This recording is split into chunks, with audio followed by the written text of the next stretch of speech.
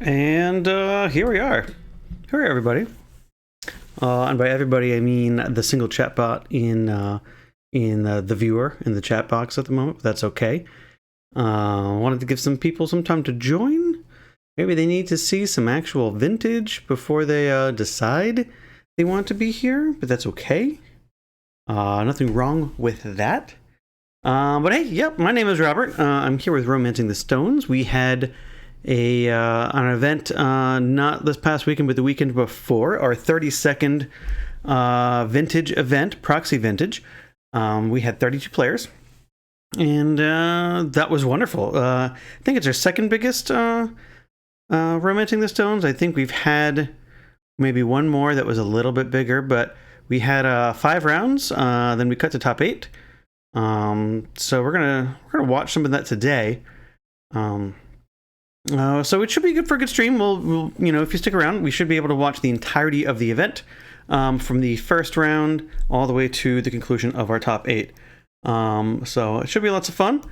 If you're watching the video after the fact, after the live stream, thanks.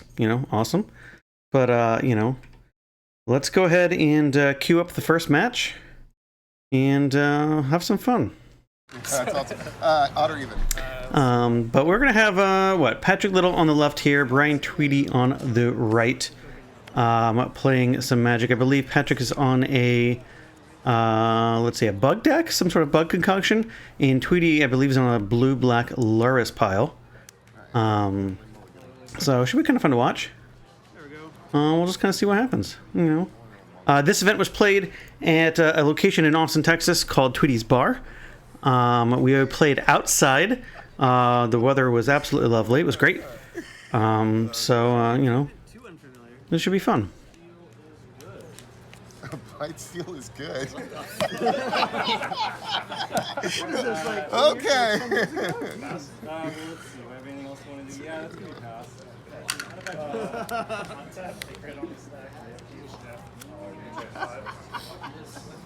Vintage.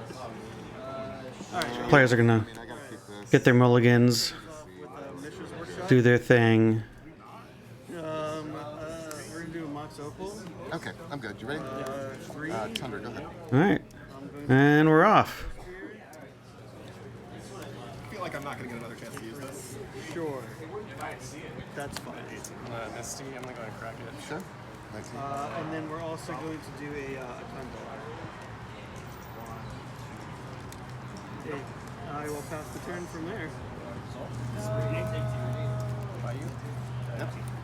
Patrick's gonna go ahead and fetch here. Looks like a proxy Misty, which is great. Again, all of our events are proxy friendly. We just want people to come up, show up, and play. Makes vintage far more accessible. Okay, so we're gonna spell pierce the Lotus. That's good play there. You have to pay 2 mana or it's counter. Can we too? Sure. Maybe we should just untap time. Yeah, that's gonna do it for Patrick there. You got it. And all right, follow up with Saga. And that Saga doesn't resolve Lavinia. It doesn't cast Lavinia. So this is a recording of the event, folks watching at home. So we are unable to fix any of this, and seems like both players have not played with Lavinia and or Urza Saga, because that thing definitely costs blue-white. So we'll see what happens. All right, well, Patrick does go ahead and waste Tweedy's Saga there, and Tweedy does the same thing, attacks back, but yeah, it looks like none of them have caught that, so that's unfortunate. If you know Tweedy, go give him some hell. Go give him shit for that one. This is round 1. We haven't even had enough beers yet for that to happen, so I assume everyone does. Yeah. Swing 2. I'll take 2. Good team. Yeah, you draw 3 cards. This is bad for me, man. Yeah, it looks like both players don't have a lot of going on, but It's when it enters the battlefield. Tweety, I'll just remove we just have the cheaty face threat there. card. Okay, perfect. I'll play another Tundra, and I'm just gonna can, pass. Go All right, so now we can play the Lavinia here. Well, it looks like Patrick's got like Force of Will and blue cards, so it may not have even resolved. Sure. Yep. Yeah, I was like, I'm good. So you know who knows how different the game might be. I mean, no one's really presented too much pressure yet. I mean, the 2/2 could go the distance, but you know, bug deck is a bug deck, right? It's got some creatures. So we'll see. We see a pair collector oofs in his hand, so those can easily, you know, become roadblocks very quickly. Collector Oof. Yeah, I'm gonna respond. Tweety says he'd like to respond. All right, we're gonna draw a card. Sure. Which we wouldn't have been able to do if we just cast Lavinia this turn. I'm gonna cycle a Lord Wheel.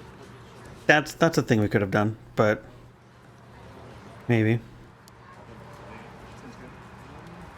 But anyway, the game continues.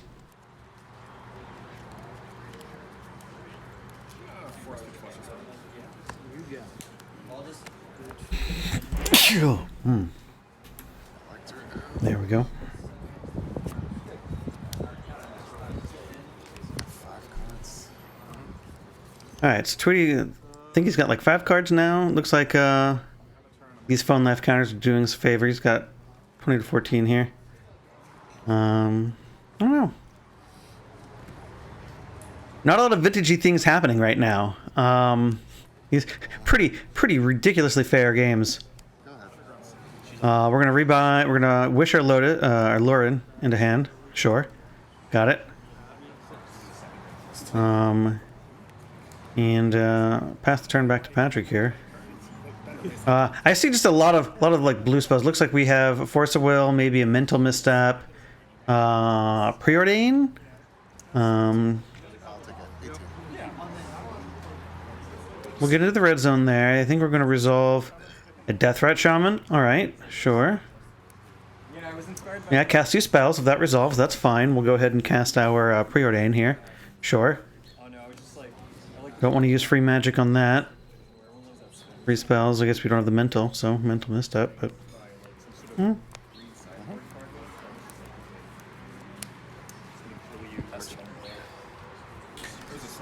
And we'll pass the turn.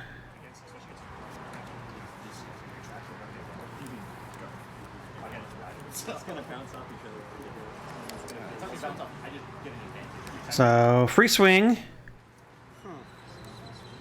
The Death Right, not a good blocker.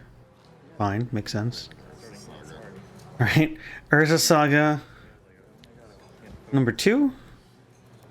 Notably in Japanese, which is why Tweety tapped it for colored mana earlier in the game. Gotta read your cards. If you can't read Japanese, makes it really difficult. But we're gonna go ahead and cast this this Loris. And Patrick can't do anything about that. And, you know, Lavinia is on the battlefield, better for worse. So just a formality to pass here, but we'll see what happens. Yes.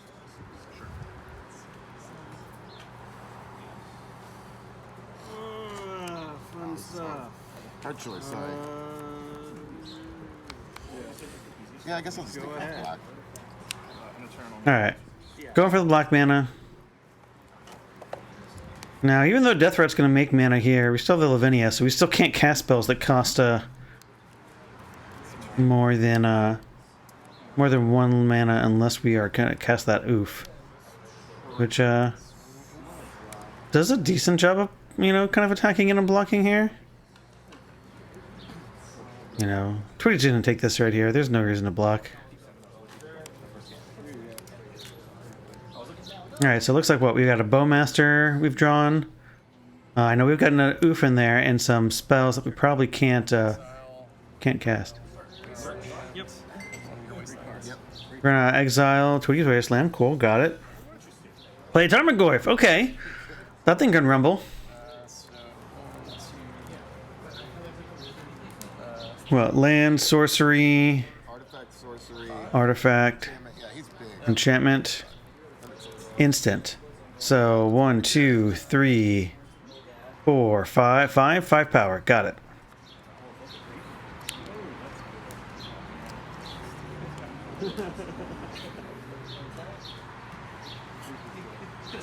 Oh, sorry. Hey, I think I screwed up. This oof sets this down completely, right?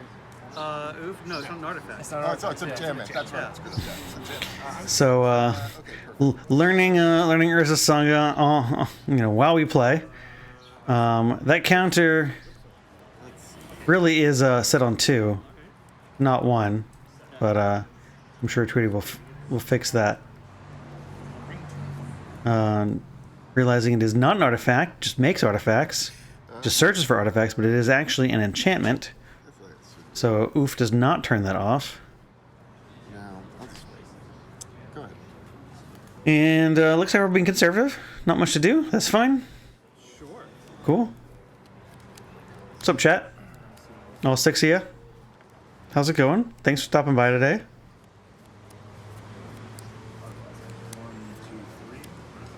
Yes. That was not very much.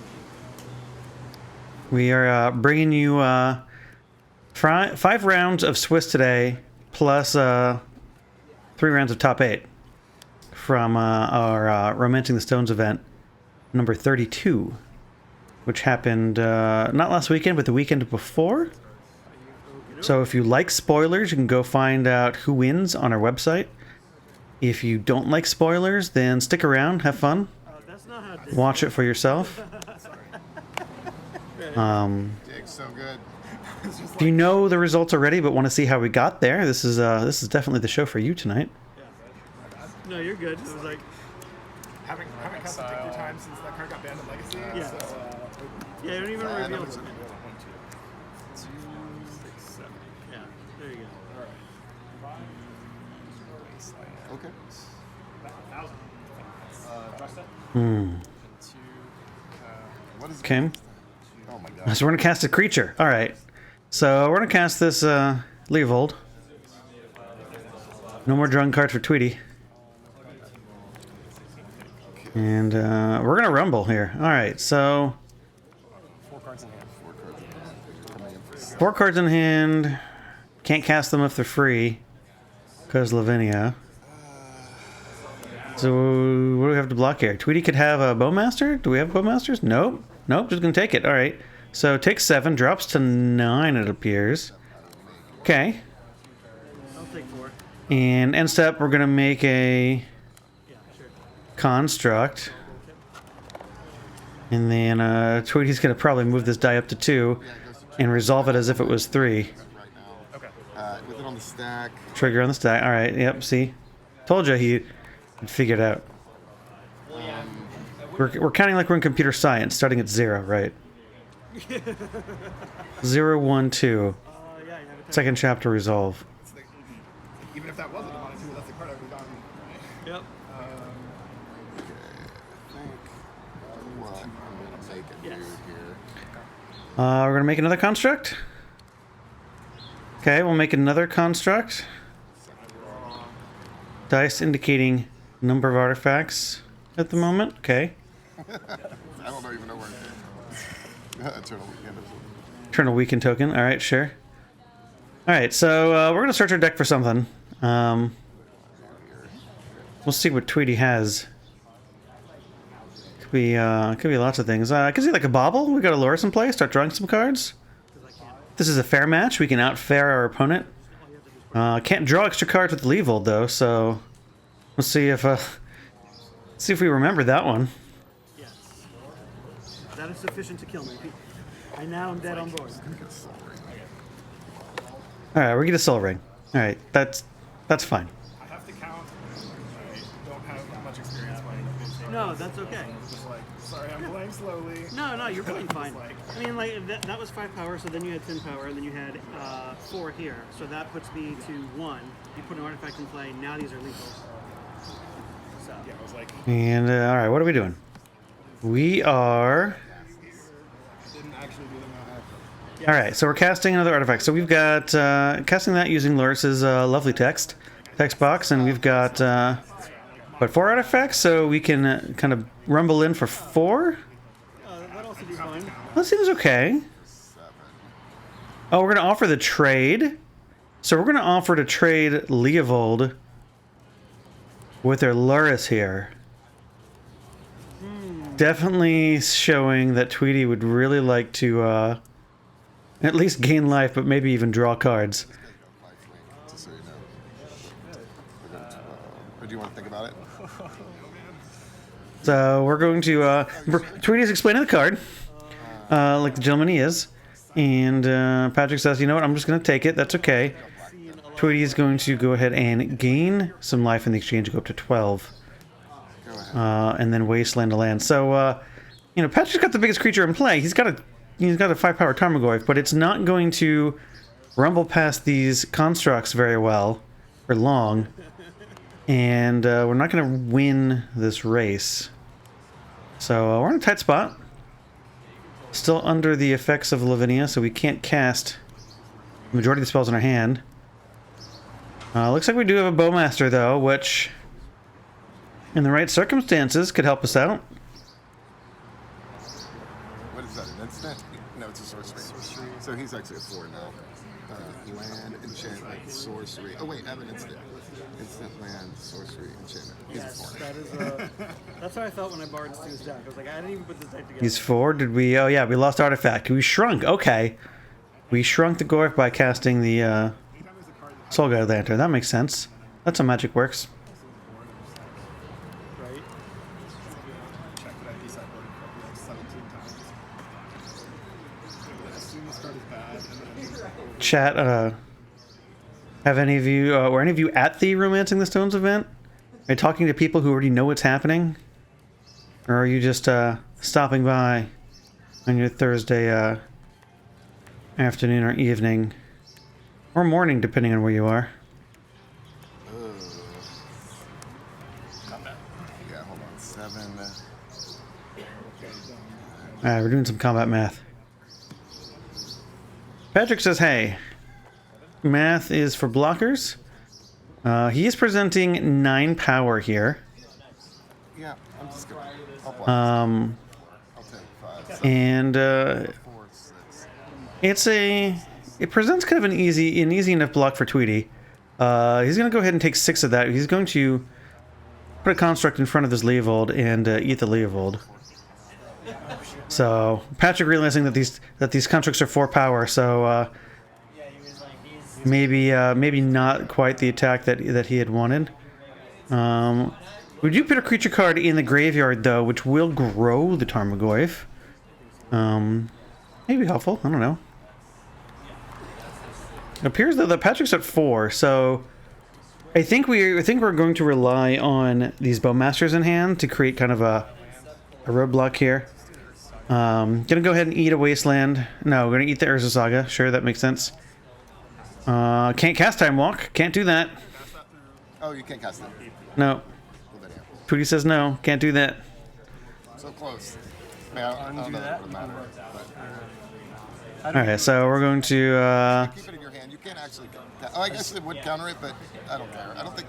No, I you think can't cast Lavinia it. actually stops you from casting. Yeah, it's Yeah, not you can't cast it. So it's Alright, so we decide what Lavinia actually does. Cannot cast that spell. So we're gonna walk that back. Even though Death Threat Shaman is not a mana ability, and theoretically that ability has resolved. We're all friends here. Realizing how good that card is now. Yeah, it's like. But yeah, that's one of the joys at some of our events. If you've ever, if you're in the Austin area, Austin, Texas, or in the Texas area and like to travel, these events are friendly for all levels of players. Whether you're learning the format or you are experienced, we just want you to show up and play. And you know, so we have situations like these where, you know, Magic's a complicated format, and this is probably or complicated game, and Vintage is a very complicated format within the game. So sometimes cards are hard, but looks like Tweety's gonna go ahead and grab this one. Being able to just kind of you know, survive that attack and be able to attack on the crackback. You know, Patrick's at 4 there, so. Yeah, and if it doesn't have like. Cool. Well, we'll move to sideboarding, and our players will finish sideboarding, do the magic of post-production editing. We can move straight into game 2 without having to wait or delay. So that's what you have to look forward to for the rest of the day. We're not speeding up the matches, but we are cutting out the dead time. So players are gonna go here and draw their cards. So it looks like Tweety's looking like at a hand that maybe has a time walk in it. I think I saw him draw Sword of Pleasures, Force of Will. Patrick looks like he's got a Leyland of the Void, good against Loris. Force of Will, Daze. So that looks like it might be a strong opener. We'll see. You know, able to kind of stop Tweety from starting his shenanigans, perhaps. Looks like we might have a preordain over there too. So it looks like Patrick's gonna keep.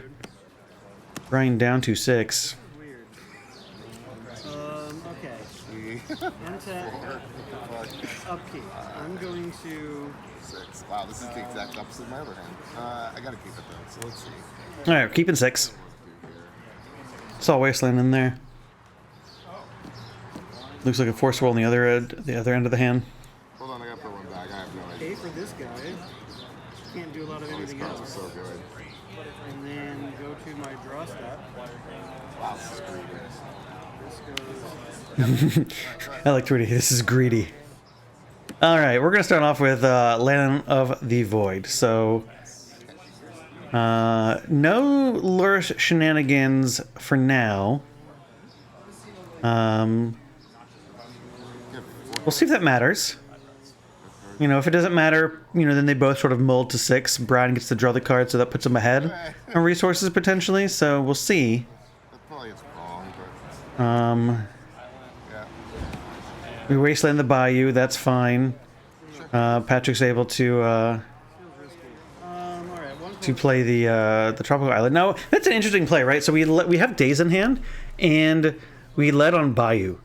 I don't know if we were just trying to fade the wasteland, if that was a heads-up play, if that was intentional, but kind of like that. It's paid off here because now we get to untap and still use the blue source for a preordain here. Looks like we're looking at a Boseiju, maybe another and a tropical. Okay, we're gonna keep them both on top. All right. Did we draw a card? I don't think we drew a card. Chad, if you were watching, did he draw his card? Did he miss his draw? Alright, well, we looks like we put Tropical on top. And Dexterity Error, the Force of Will. To the revealed card zone. Alright, Tweety has got a Saga, so there's a good threat. You can't Force of Will or Daze. 7 total? Yep.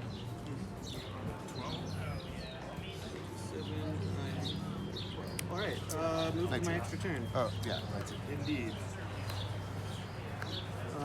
Upkeep. Okay. Untap. Alright, we're fetching One floating. I'll pay for the upkeep for both of Yeah, those. 4 an underground sea. Nothing else.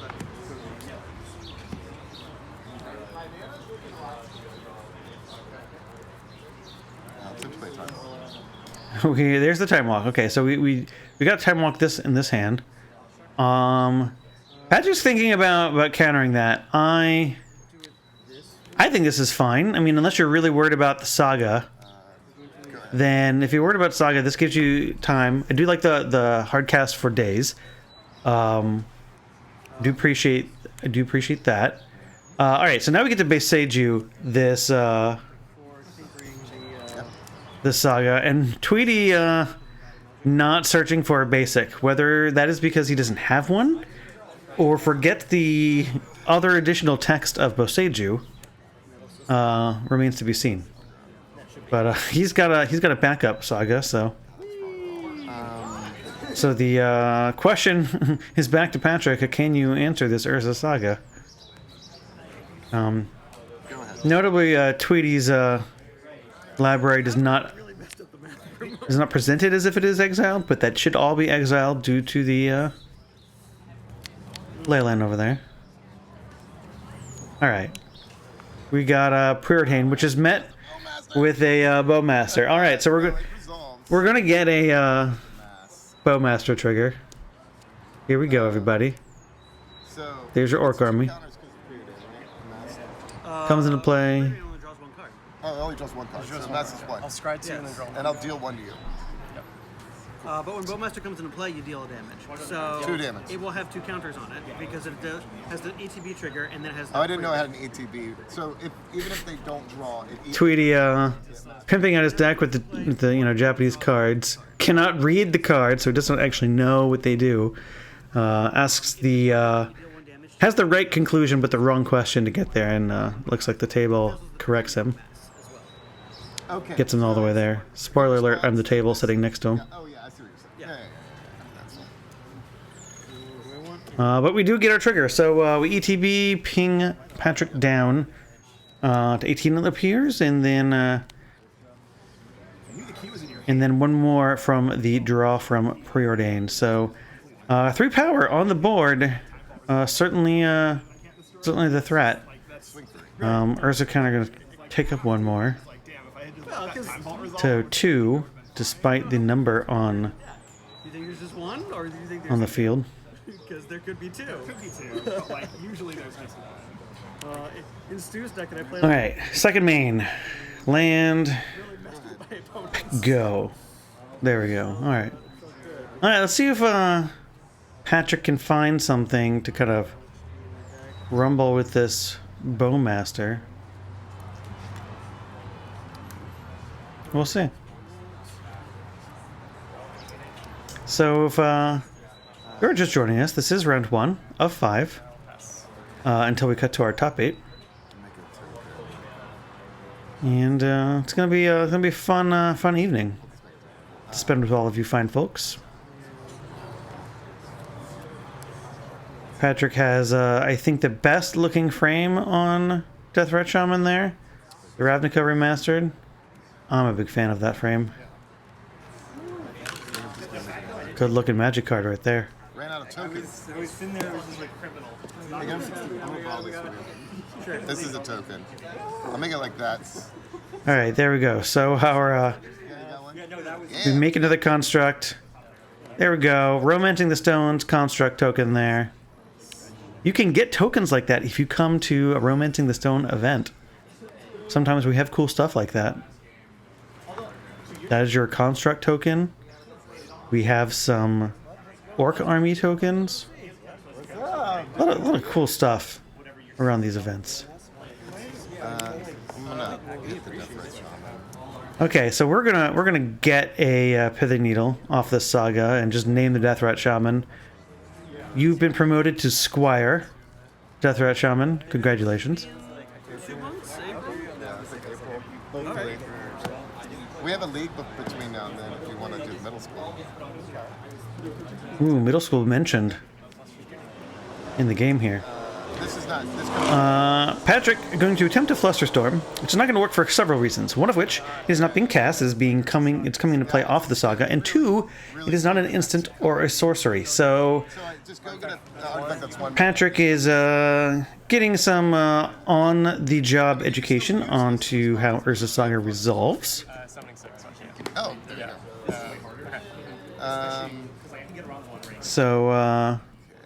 So there's that. They discuss that. They determine that this is bad news bears for the Deathrat Shaman.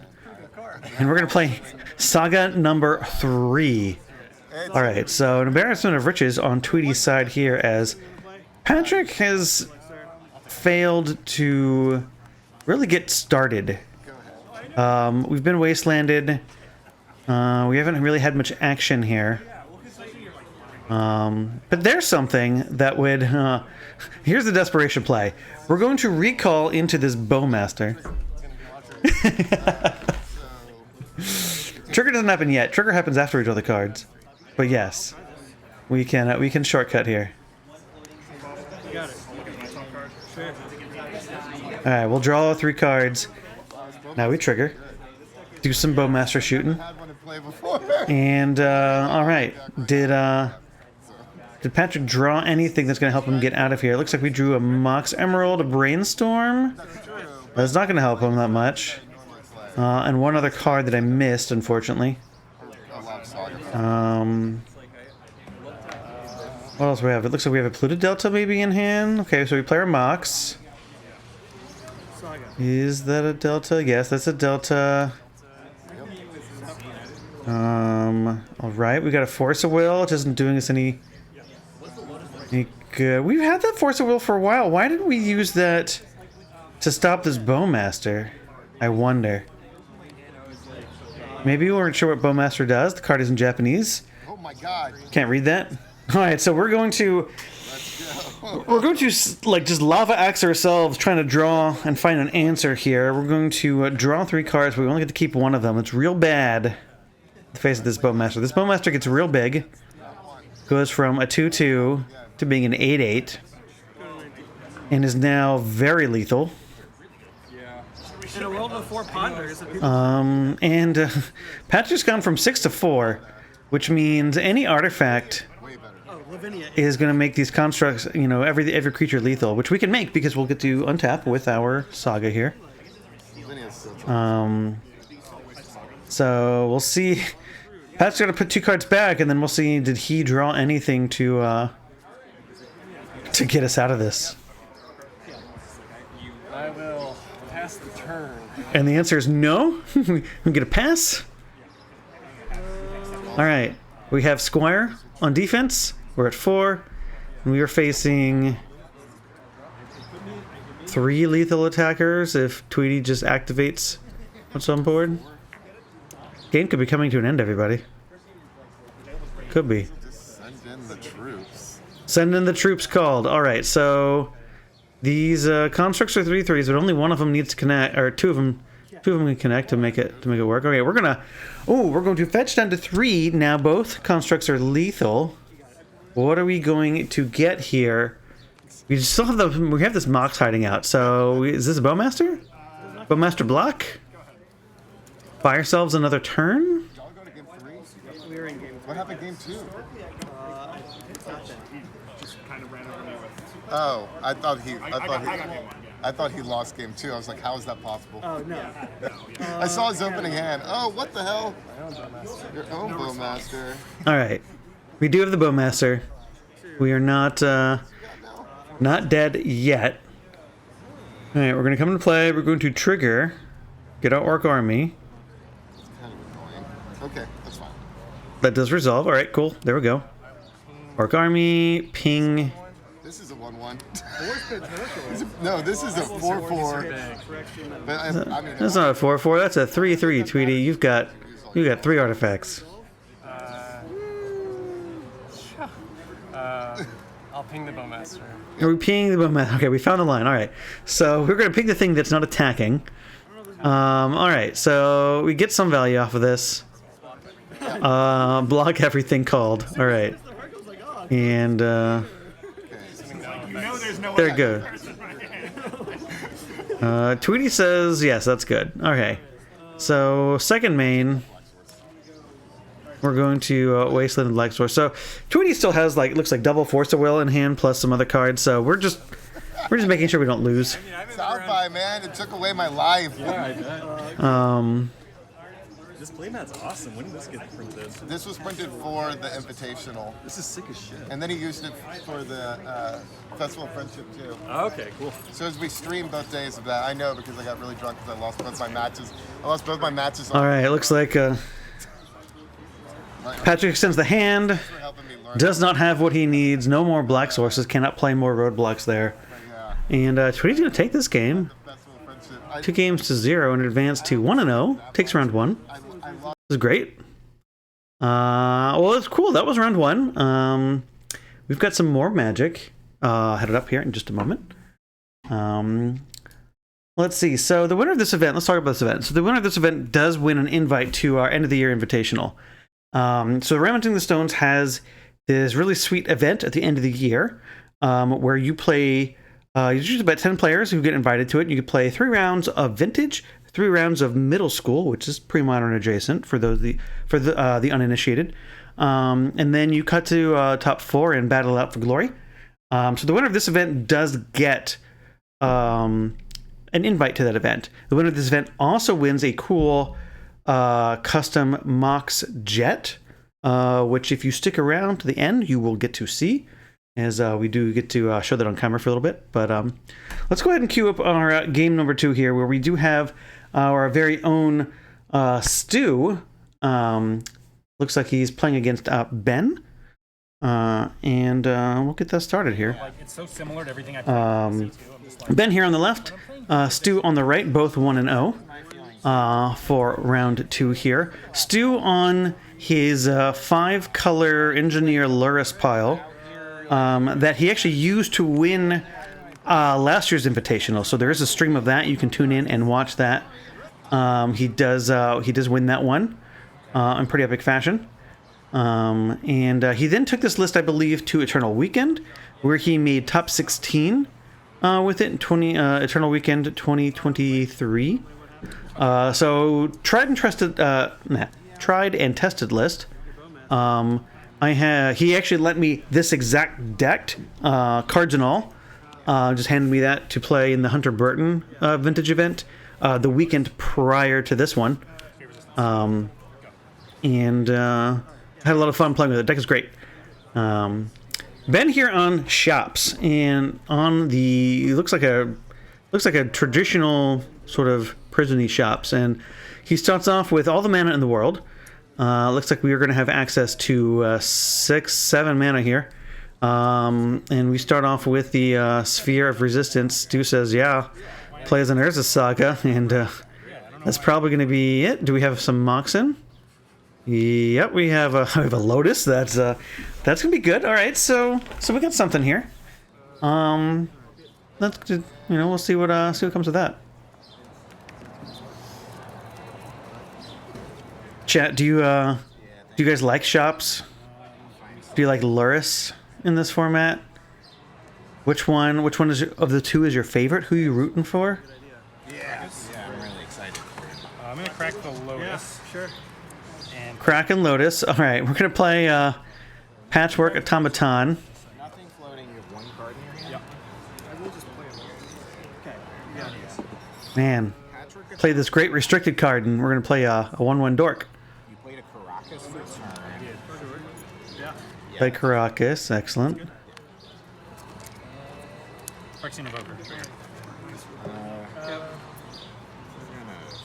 Everything, something's sick, I'll pass. All right, we're going to Okay. force the. Whoa! Why aren't we paying 1 mana for that? Oh my gosh, Sloppy plays. Sloppy plays. All right, that Lotus should be in the graveyard if we wanted to force that. But hey, you know what? Ben didn't catch that. Stu didn't catch that. But we caught that on camera. All right, so we'll see if this Lotus here makes a big difference. Because now we get to, we have Ursa Saga can activate now because there's no Revoker, and we have a Lotus that can activate because there's no Revoker. We have a Lotus because we didn't pay, so that can make tokens. I don't know. We'll see here, everybody. I said hi to him at a tournament. This event is in person. It is outside at a bar. It is a casual event. I do know that some of the players that show up to these events are spiky. Like I said, Stu took this deck to top 16 at Eternal Weekend. But we're all here to have fun, and clearly we're not quite awake yet. Haven't had enough rounds of Magic yet to kind of warm up. So looks like we're going to play a Academy. Then we're going to crack the Lotus, and we're going to for blue. It's a nice one. And we're use mana for the probe. Ben reveals that he is empty-handed, and Stu will draw a card and start playing some more artifacts here. Like when I was at SCG Con years ago, I was like, oh. Remember to pay the extra 1 there. How interesting. So awkward.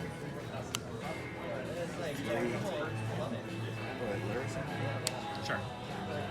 Wait, no, that doesn't work. I was thinking that Yeah, it doesn't seem like the best plan.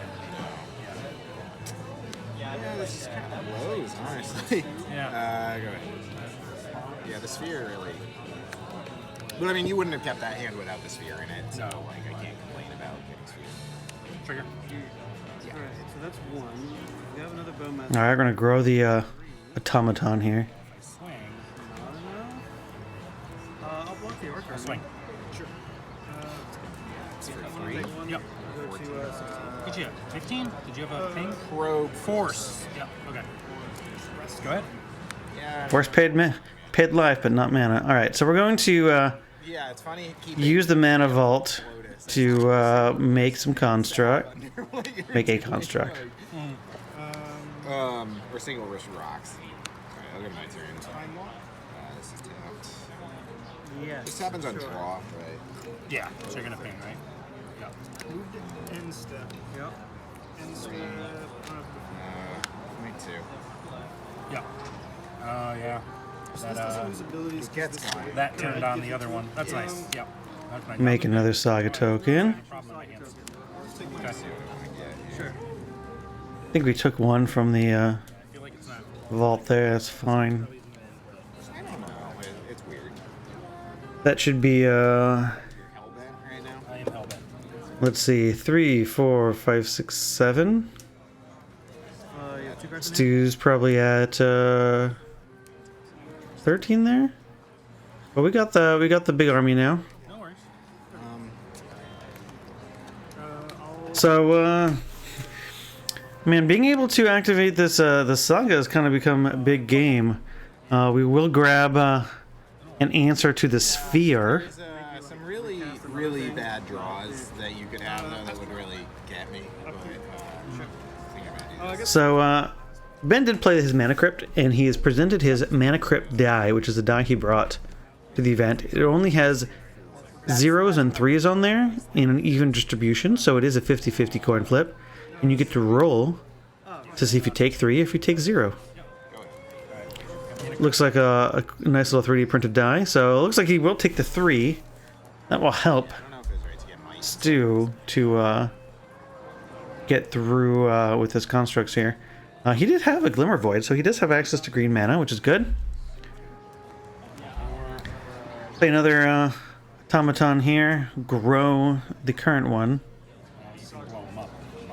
Artifact check 4, so we have we could run a 4/4 into another 4/4.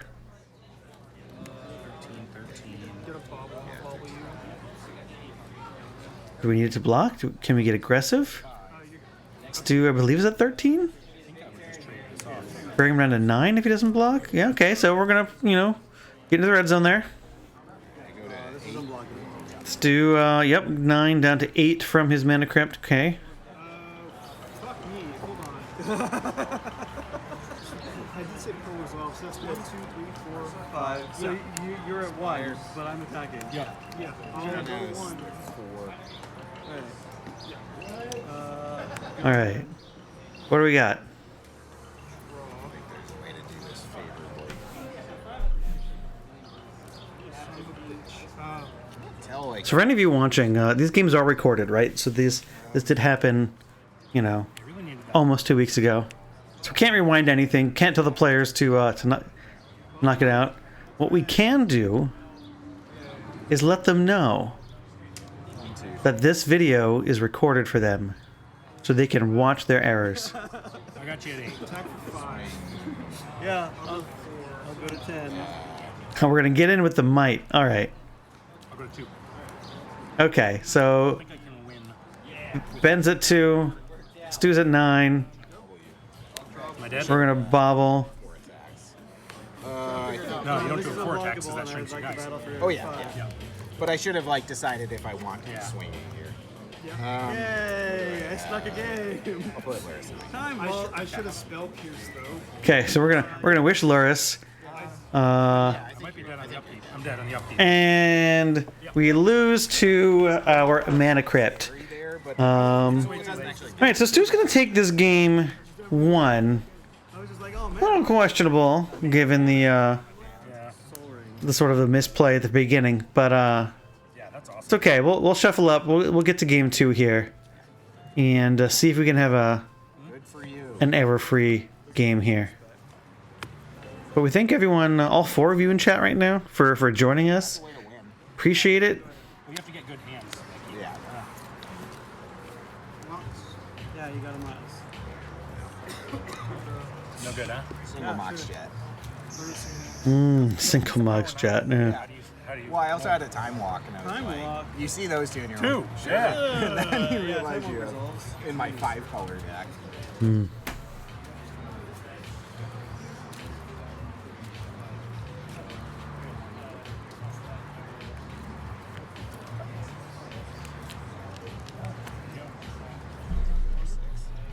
Honor resolves.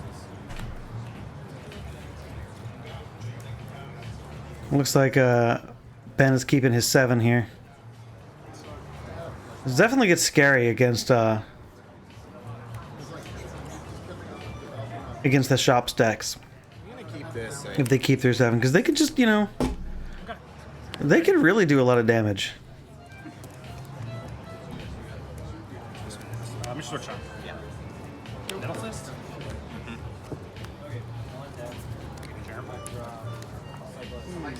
Max Pro. Sure. Max Jet. Sure. Go ahead. That's a much better start. Yeah. Oh, yeah. All right, so we're going to open up of Nettlecyst and Sphere. Holy moly. All right, that's what I'm talking about. That's 4 power. 4 power.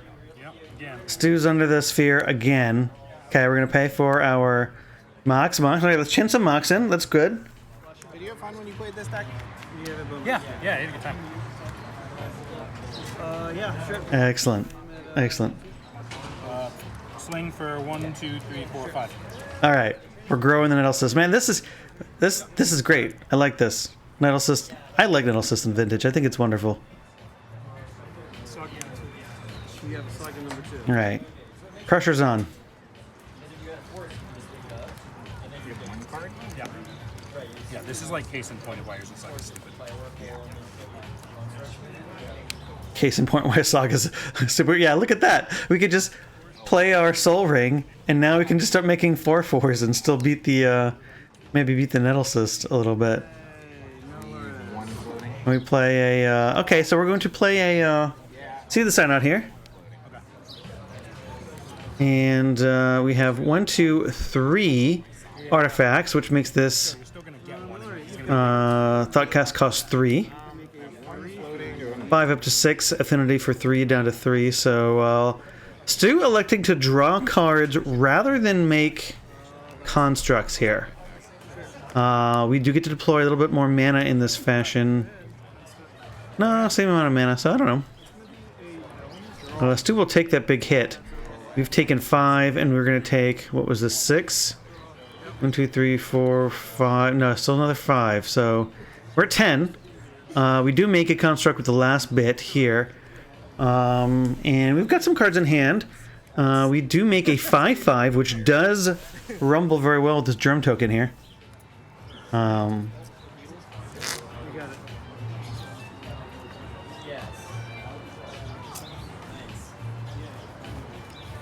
See what we get. Yeah, we're going to grab a pithing needle. Okay. Fair enough. Do we name Nettlecyst? I want you to make you feel better about not trying. Yeah, Oh, yeah, yeah. yeah. Yeah, I somebody. thought you were going to name Urza Saga. Ooh. Yeah. Could have named her Saga. Yeah, maybe. Okay, yep. Might strip mine off the top. 1, 2, 3, 4, 5, 2. Well, that's something. Let me think. Battle 7. Yeah, sure. 1, 11. 2. 6 artifacts. All right, so it's now bigger than the germ token. Put Luris in my hand. By Loris. All right, sure. Wish it to hand. All right. Ben, what do you got? Is that a 3-ball in hand? I think this does too much right now. That is a 3-ball. Okay, so we got a Caracas, we got a 3-ball. All right, so now at least our, you know, our No, I got to. creatures are equal power. I mean, I guess you could. Then if I draw a dude, Take that, sure. yeah, I'll swing. Yeah. Okay, we're gonna present the question. I have so much fast. Stu's at 10, could drop down to 4. That was not ideal. Yeah, I'll go to 4. Goes to 4. All right, Back two. no fear. And we have a Saga, so Saga goes to 2. Now we have infinite blockers, man. Look at all this. So the shop's deck, you know, presented a single threat and a little bit of resistance, but one saga is all it took to undo all of that.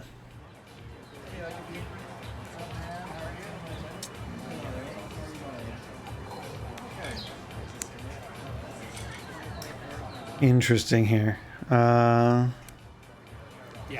pithing needle. So I believe Stu has one in the main, but has a second one in the board to bring in. I don't think it matters. 1, 2, 3, 4, 5, 6, 7. Swing 7. 13.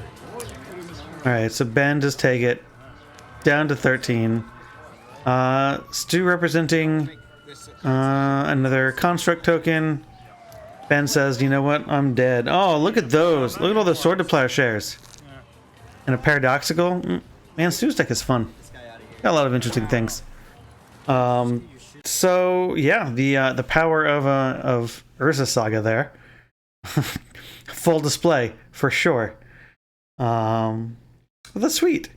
So if you've just tuned in, this is the replay of our 30-second Romancing the Stones event that happened about 2 weekends ago. 32 players, so we have 5 rounds. We're going to cut to top 8. We're 2 rounds down, so we've got round 3, 4, and 5 before we make our cut. Let's just jump into round 3. Yeah, Let's see what we got going.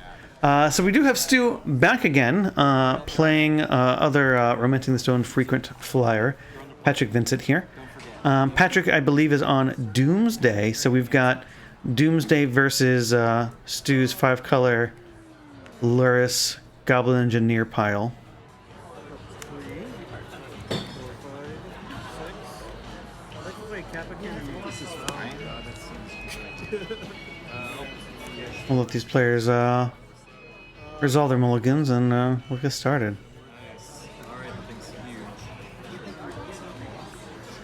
But thank you to everybody who is stopping by, has stopped by, or is watching this after the fact on YouTube or similar streaming service.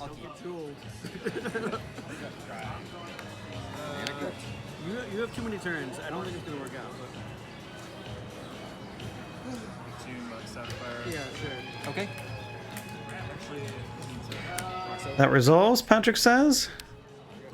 Follow up with a Yeah, that makes sense. That's fine. Mox Opal there. There's a Saga. That isn't top for mana yet. Alright, there we got there. Cool.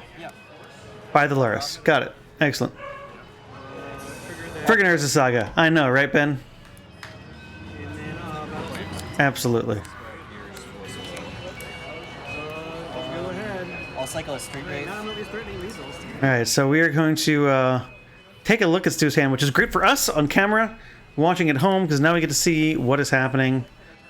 So we see a Goblin Engineer there. We don't see a second artifact, so we're going to have to rely on the Construct token here to turn on this Metalcraft. Okay. We can draw like an artifact land. That'd be real good. That we could Time Walk. That's right, okay. But we need this thing active so we can Spell Pierce. Yeah, sure. Black one is 3, 5 cards. Yep.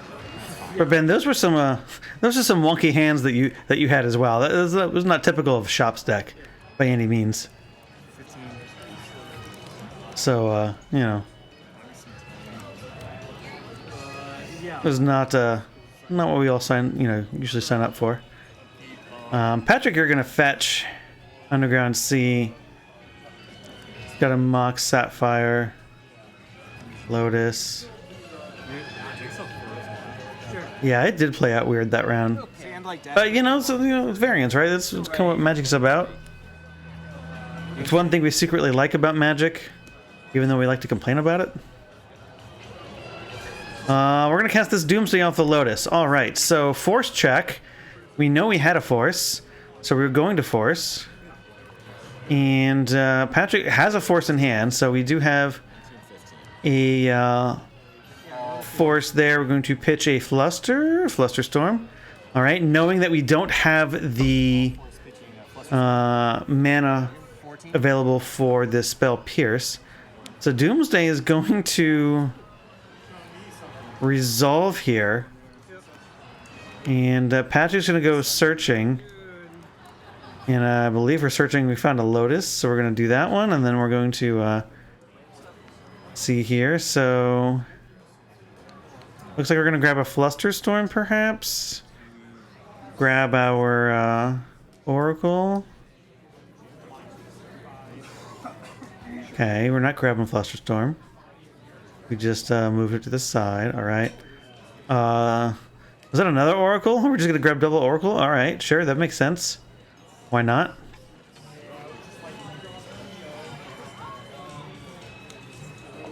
Okay, Lotus, Oracle, Oracle. Sure. Contemplating. You have access to What would your Doomsday pile be? these are all exiled. Yeah. I don't know what my Doomsday pile would be. I do not play Doomsday. I have never resolved a Doomsday.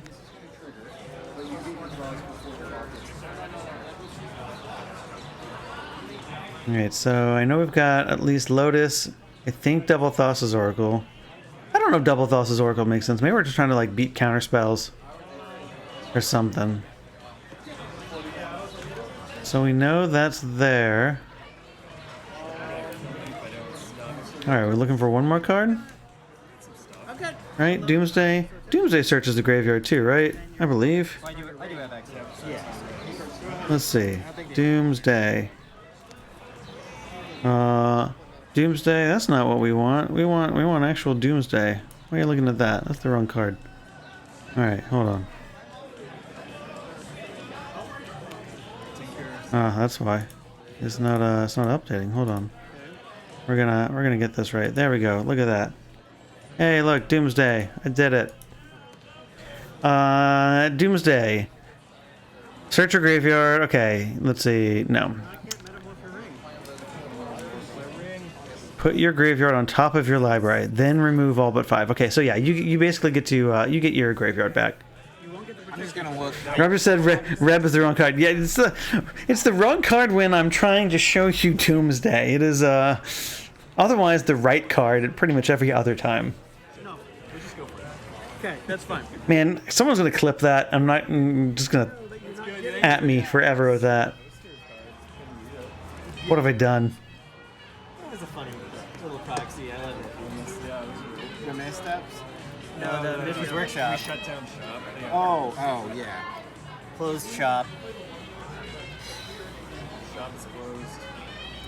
Alrighty here. So it looks like Stu is taking a look at the rest of the Doomsday deck here.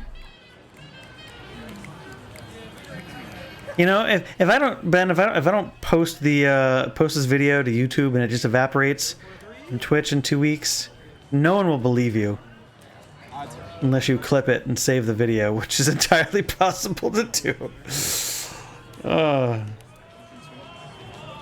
That's okay. Yep. I'll own it. I'd said it. It happened. Okay, so Stu's got a turn here, maybe 2, to kind of figure out the next steps on how to get out of here. Notably, we have Goblin Engineer, which could go ahead and find Time Vault. And then our Saga activates next turn to get the key. That might be enough. If we can just keep Patrick from winning next turn, which is probably reasonable, right? And it looks like that might be the line that we're going to go for. So Stu says, "Hey, Time Vault." Pass, leaving up the Spell Pierce here. Okay, so Patrick just said, "Hey, I'm going to do this thing and cast this Thassa's Oracle," and nope, he gets it. All right, so we didn't have another turn. That definitely beat the Spell Pierce hand. So there must have just been another Thassa's Oracle on the bottom, just in case we drew into a Force of Will or something. Yeah, I know. All right, so Patrick gets game 1. Stu gets the sideboard. Patrick gets the sideboard. Me too. We'll see if maybe Modern Horizons can bring it back. Well, there is a snow-covered waste coming out. Yeah, so. and there's one Eldrazi at least. Ooh, chat, is that true? Is there a snow-covered waste coming in Eldrazi? Could we have vintage Eldrazi come back? Same. That would make Stu happy. That is Stu's original daily driver, is white Eldrazi, I believe.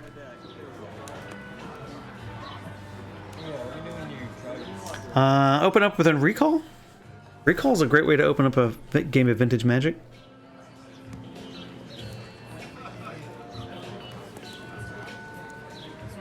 I will Force of Negation pitching Fluster Strike.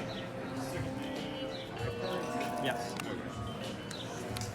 There goes the recall. I'm at 19.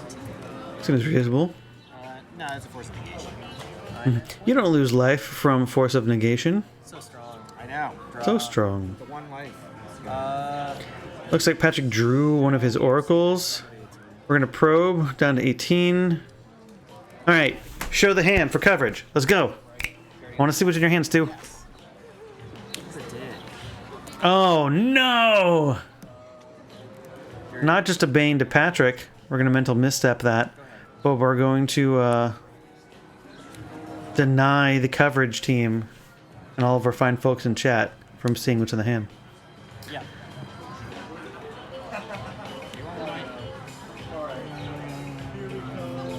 Sacrifice non-creature artifact or enchantment. I'm okay with that. So this is a main deck card for Stu. I do know the Haywire Might. Get it off Saga, relevant in the format.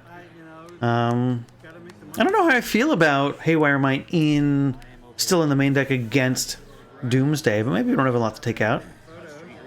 I still might be able to tag a Lotus that's just kind of hanging out, or maybe a Moxen or something. Draw. We did Pithing Needle. I did miss what it names. Alright, is this hand capable? Probably Street Wraith, if I had to guess. That's an easy thing to kind of do. Strand some dead black cards in Patrick's hand, maybe.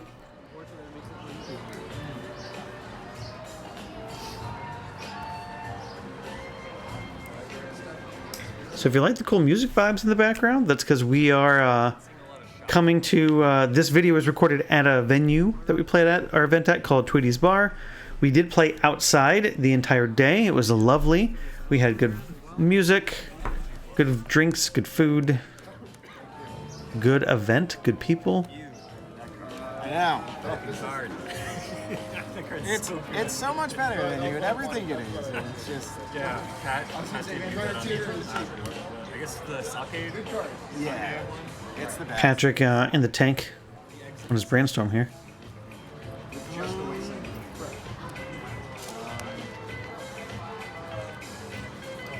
Yeah, I gotta keep this. Go ahead. Alright. All right, so it looks like we do have the Thassa's Oracle in hand, and I think we might have a Doomsday maybe on the top of the deck. Looks like we're gonna fire off a Thoughtcast here. Yeah, Affinity for 4. Draw 2 cards for 1. Let's go. Yup. All right.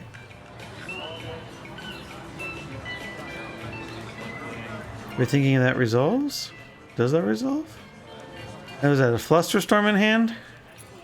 I think that is a Flusterstorm in hand. There might be a Force all the way at the very end of the hand as well. Yeah, okay, so there is a Force. We're going to pitch the Thassa's Oracle. Okay. Sure. We have another one in the 75, or in the 60, rather.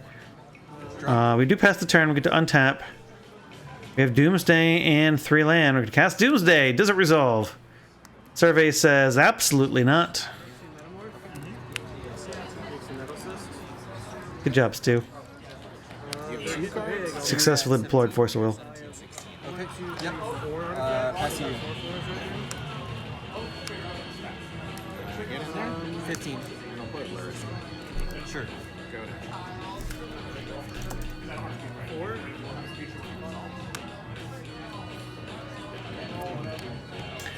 Alright.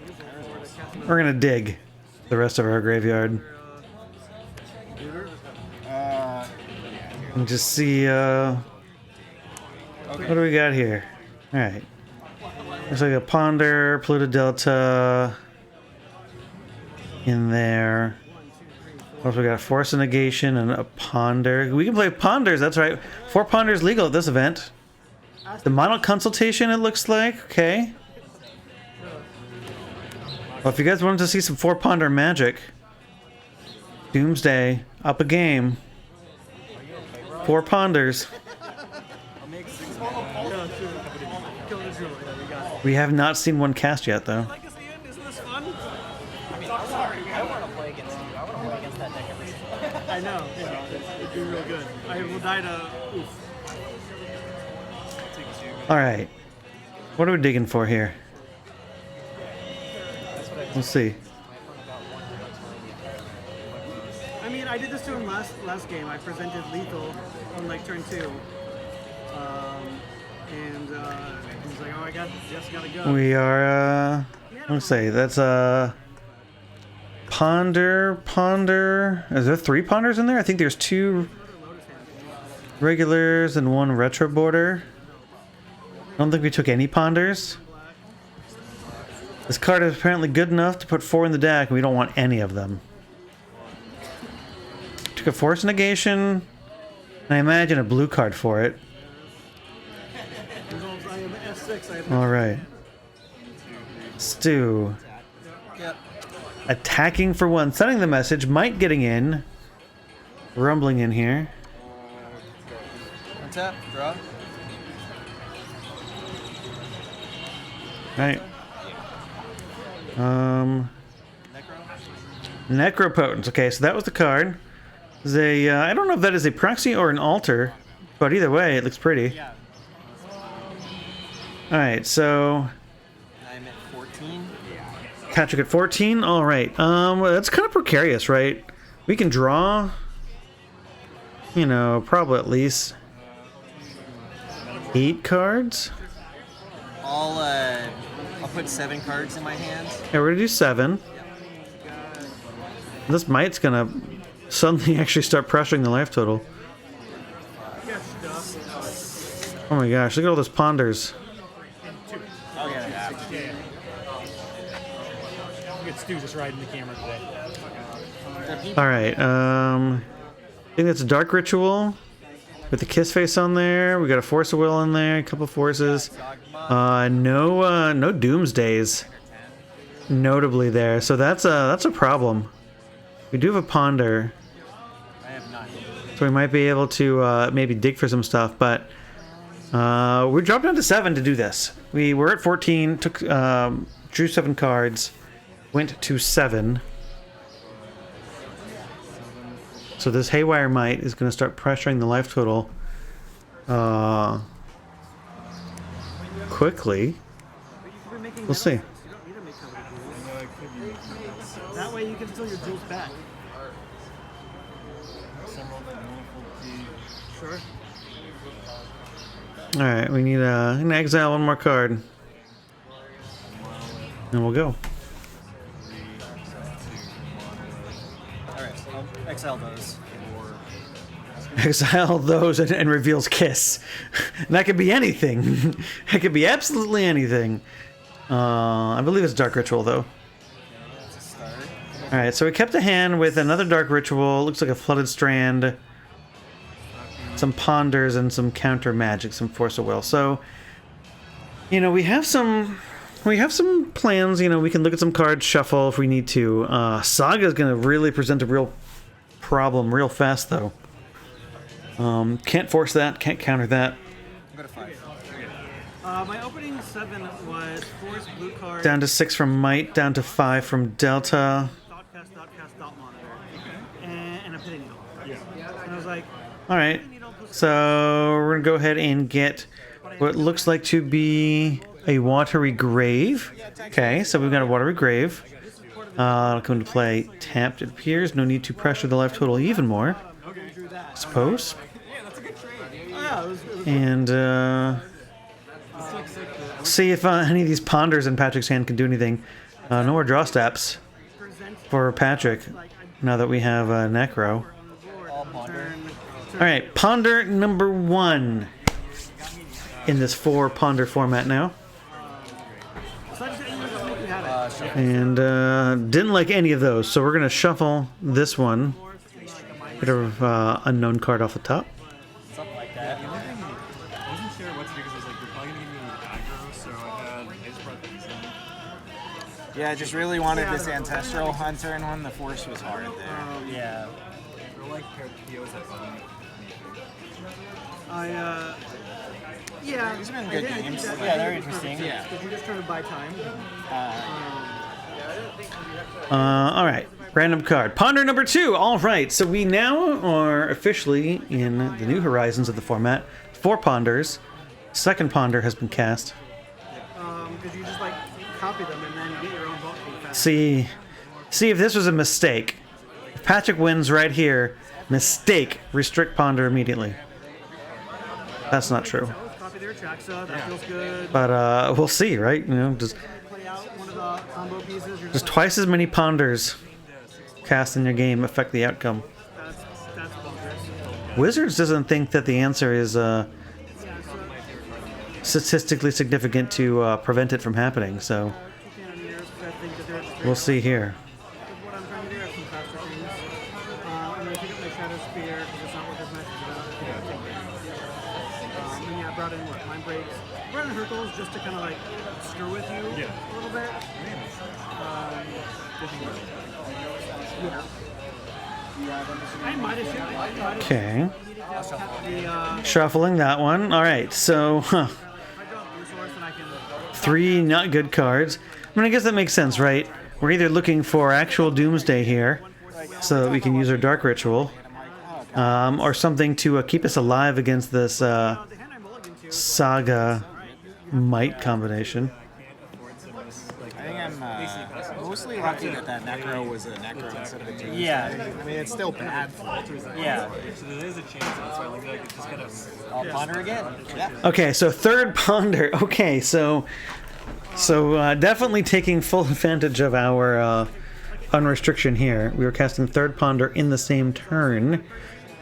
Storm count is what, 3 for those counting at home? I like this deck. I think We've cast 3 ponders. aggro shops, but I've cut the. All right. That looks like we might be shuffling again. But we're gonna keep that one. Okay, so we're gonna draw a card. Looks like a recall, maybe. I think that is a recall. That is an ancestral recall. All right, so we're gonna draw 2 of the cards we knew, 1 unknown. We drew a preordained. So we have 4 ponders in the deck, and we have preordains. I guess that makes sense if we're Doomsday. Chat, did you play Vintage Doomsday? Is that correct? Is it ambitious? I'll play this. Is it wrong? I don't know. Alright, we're dropping another 4. Cracking this Flooded Strand. Shuffling the deck. Process Lotus at the bottom of the deck. That's not doing any good there. I mean, yeah, you made like a tiny. Although we don't need Lotus right now, we need a Doomsday. Grab the 4th Underground Sea. Attack him with 13 on turn 2. Alright, let's see. Untap, bulk key. We don't have Doomsday in hand, so this is a problem. We're going to cast a Preordain. So 3 Ponders and a Preordain and an Ancestral Recall in the same turn.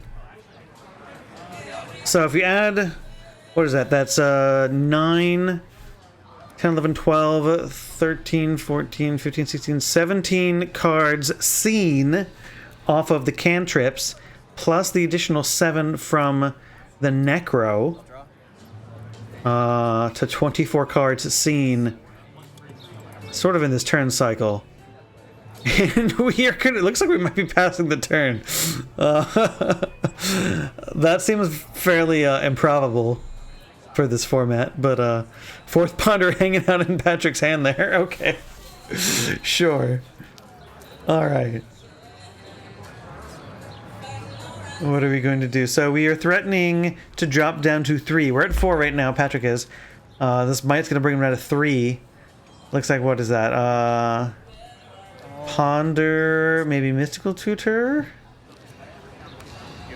Okay, we're gonna discard down to hand size, get rid of this land. We can't really afford to take damage. We probably have all of our fetchables anyway.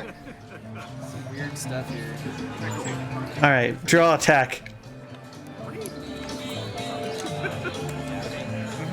Can we? If I was Patrick, I might have drawn like an extra card off of the Necro there, like just one extra card. Because I don't get an extra turn after this, really. You know, if this is a Saga token, I'm not here to deal with. But even if we resolve, like we have to resolve Doomsday and still win on the same turn. We don't have life to draw our deck with Street Wraiths. I guess we can get a recall. That'll do it. But hey, look, Stu's gonna say, hey, I'd like to PO, draw some extra cards.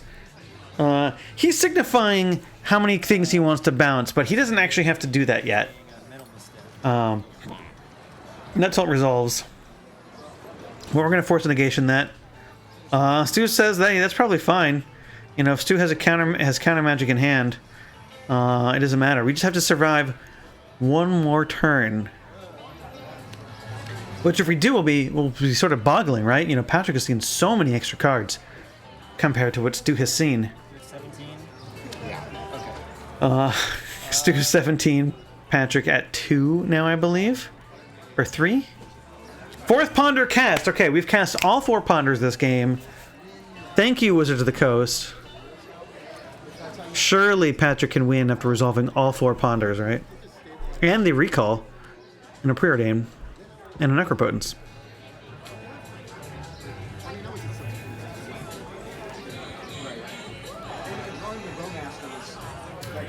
We'll see. So these rounds were timed, so if we do go long, we will go into extra turns. For any of you watching at home. But we're not at turns yet. Yeah.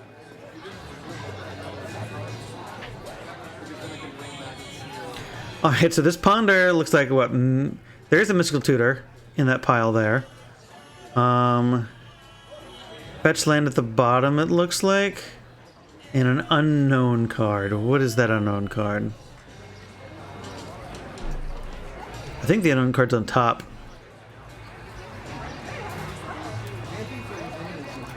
Chat, did you sneak a peek at that by any chance? Do you see what that is? Looks like a Misty at the bottom. Blue card. The Mystical. Oh, Mystical's on top, and then we have a black card? What black card would we not want? Street Wraith? Street Wraith's pretty bad here. Yeah. And a preordain. And an Okay, ancestral. I'll keep this. Okay, we're gonna keep that. Alright. I'll draw one. Draw. What is it? I'll pay It's a black this card. aside. This one? Yeah. Okay, drop down to 2. To Necropotence, the top card off. Okay, what are we doing? What's the black card? What are we... It was an altar or proxy of some sort. I couldn't quite tell. Oh, we're just going to... We're not doing that? We're walking that back? Okay. Sure. It might be good to have on stream. I can't like tell yet if this is a good game. I think it is a good game. I think it's Yeah. It's a very Players wondering if this is a good game. Chat, let them know. Is this a good game? I'm not gonna set aside that. Are you happy that this is the game that we saw?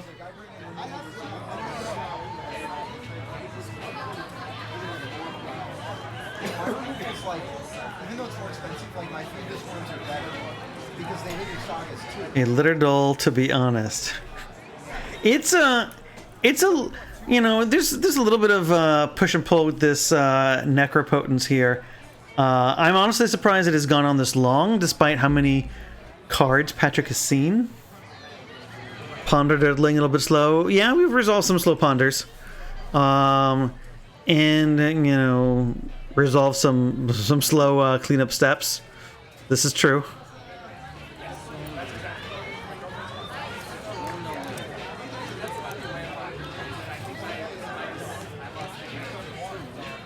But, you know, Doomsday's hard. All demonic tutor. We're gonna demonic tutor. Oh, how do? That seems like an easy one. We have we can demonic tutor, and then we have Dark Ritual in our hand, so that gets us the Doomsday. If we can't build our Doomsday pile from there, then we've already lost the game, right? I mean, maybe we're trying to Doomsday for Time Walk. You know, we could Doomsday for Time Walk and try again, but like we chose not to Necro the other card. I don't know. This is an interesting plan. If we had more life, we could Almost locked here, so it's like. maybe Time Walk, exile a bunch of cards from our deck, and then cast the Oracle? I don't know. Curious. Alright, well, I was too busy talking to actually see what card we pulled. Okay, we pulled the Doomsday. Okay, that makes sense, right? Doomsday deck. Alright, we are going to... Time walk. Okay, so we have the Time Walk in hand. Okay, cool. So, looks like a proxy there. Do saying, yeah, sure, that resolves. You can take your extra turn. Yep. Tap. That's the card here. Goes in my hand. Oh yeah, it goes for Yes. I think we, I don't know if we resolved that correctly. I think that was the wrong card that went to the hand. But, Patrick says, hey, no, I don't have this one. Yeah. I can't win this turn. Stu's gonna get this one, so we're going to game 3. We're gonna go to game 3 here, despite all of those extra cards. Patrick will be on the play here. And we'll cut out some of that shuffling to speed up your viewership faster, so we can get back to the action. Alright, so we're gonna go ahead and draw. Looks like Patrick's considering a hand with what, a Priority and a Ponder, Street Wraith, a Demonic Consultation. I didn't see any mana sources, but I did miss the first few draws. Looks like we might have a Brainstorm maybe hanging out as a second card back there. I was trying to figure out the delicate blue. There might be Fetch Land in the front. I'll keep this. Yeah, so we do have Fetch Land in there. Perfect. Stu keeps his. We're off to the races. Got it. On stream Ponder number 5. No, this is a Pico 8. It's a Take it. This is good. You're saying C to the sign. This one. So what? Yeah. Attached to the two. You understand, right? Got it. What's your say? Say that again. They invented a console that runs off of TNT. You get so there? Like a file format for Dredge like player? piracy. So you can learn how to program and make your own games. Oh, wow. And so it's just an online community. So people remake like Doom and shit. Right. So, yeah, this thing plays up to Dream. It's like a museum of Is that just like a little... And the Ponder looks like it's going to be kept. Cool. We draw a card. Patrick has a Force Negation now. Alright. Mana Crypt. Does that resolve? Yes. Glimmer Void. Ah. Good sequencing there, right? You know, if somehow this Mana Crypt gets countered, this Glimmer Void would be real bad real fast.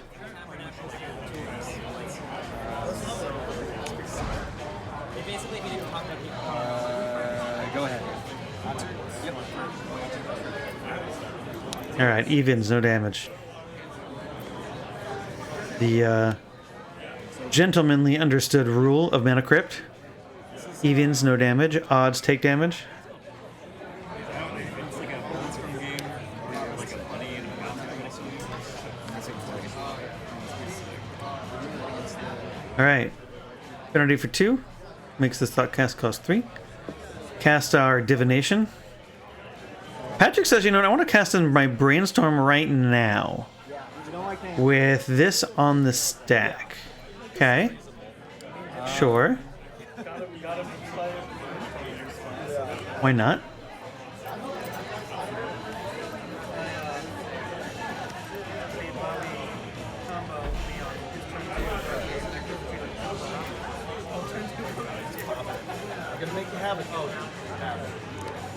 And I think we found the 2 cards we want to put back, but we're double checking. Looks like that's an energy flux. So Patrick's brought in a sideboard card, energy flux, very good against what Stu is doing over here. Notably, if energy flux was to get rid of all of Stu's artifacts right now, he would lose all of his permanents.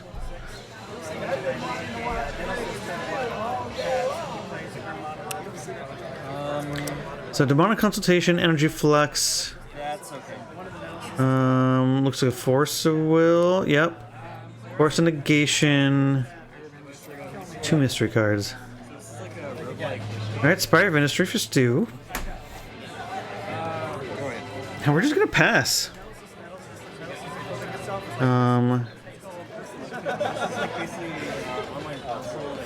Which makes sense, right? That was Patrick's. That was in response to the Thoughtcast. So we drew 2 cards, played a land and passed. That makes sense.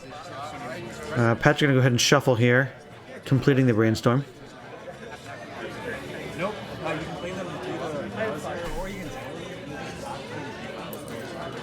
How you doing? So, I think that's what close that basically the game takes us in a way that you guys You have 7 in hand? Six, I think. 6 in hand is what I think it was determined for Stu here.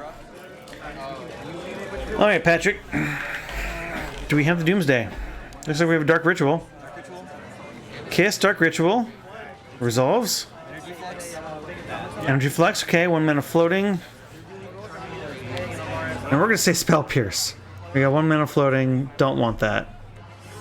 Patrick's probably very incentivized to force back. Oh, sorry, tap that. Yeah, can't tap the Opal, so we tap the correct mana that we can tap. Alright, Stu caught that one. Good.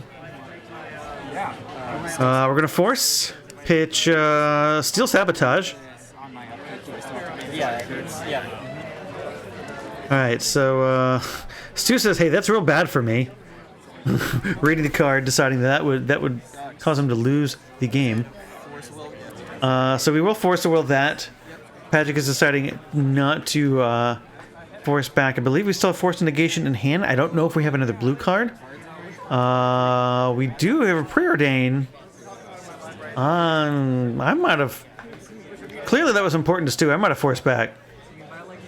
Right? That's a Preordain, chat? I think that's a Preordain in Patrick's hand. Can't Force Negation on your turn. Hey, that's a very good reason to not cast Force Negation in that spot. Chat, appreciate you for calling me out on that one. Sometimes it's hard to keep track of these things when you're not actually in the game.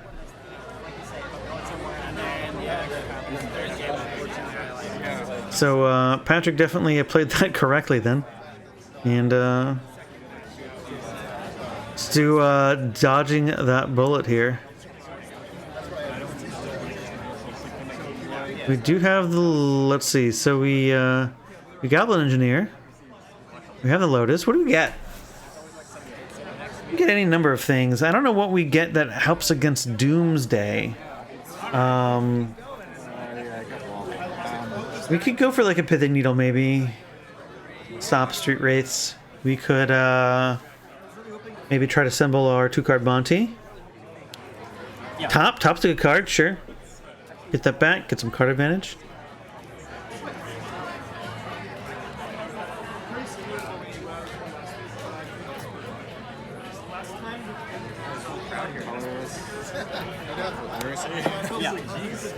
Okay, we're going to do this now. Here's where we're gonna get got.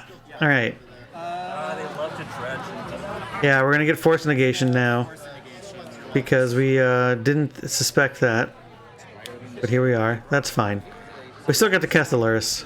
We still have the Luris. We'll replay top next turn, I'm sure. No, we're gonna dismember. Yeah. Right? Is that dismember? Go ahead. No. What is that, chat? That is a That's a 1. I think that's a dismember. No, that's a long goodbye. All right, long goodbye.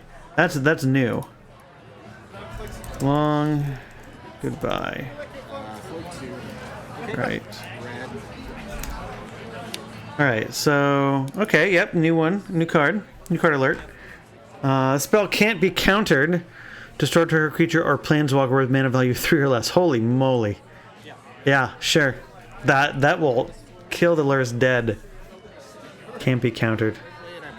Alright, yeah, sure. That seems I like that. I'm here for that.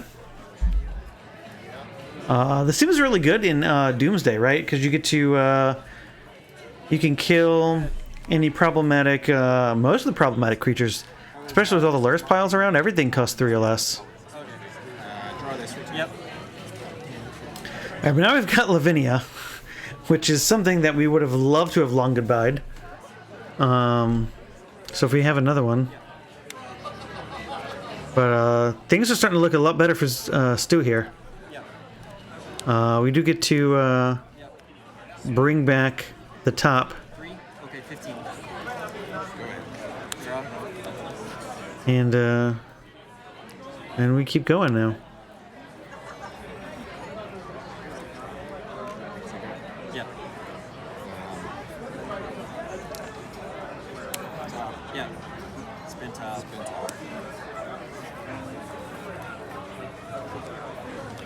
Pace of play increasing as Stu's clock has increased.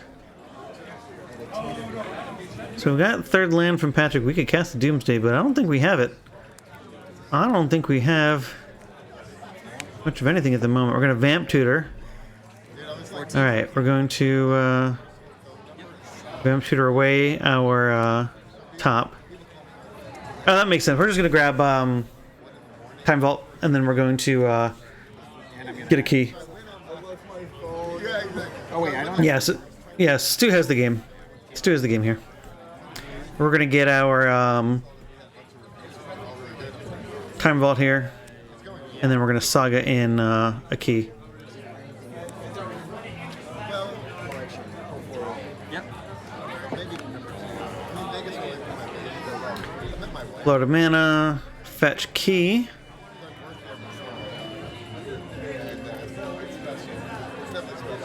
And this might be it.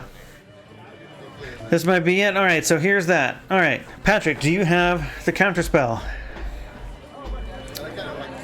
We have something. What are we gonna do? We can't force this because Lavinia. We have to have like exactly like Still Sabotage or like.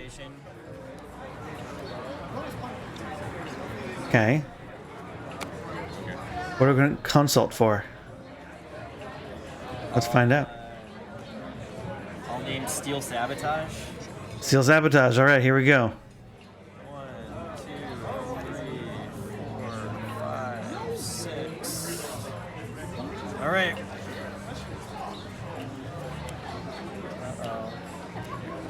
14, 15, 16, 17, 18, 19, 20, 21, 22, 23, 24, 25, 20. Okay, there we go.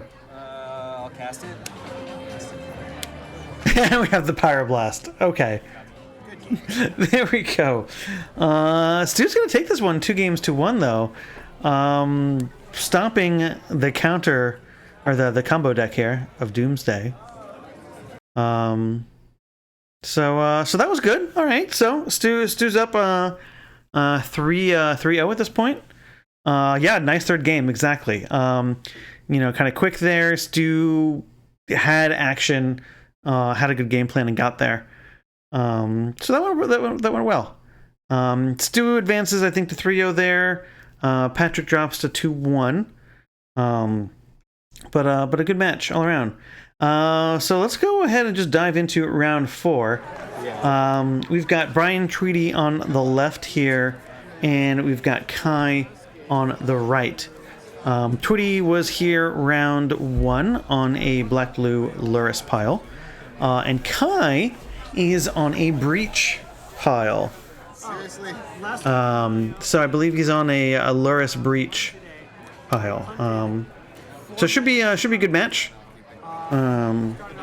Kaya, no stranger to the vintage scene here. One of my punts didn't actually cost me the game, but it definitely cost me. Looks like he's gonna mulligan here. A couple of my punts absolutely cost me the match. But we're probably about halfway through our events here. We've got It's Stu's exact deck. end of this round will be about halfway.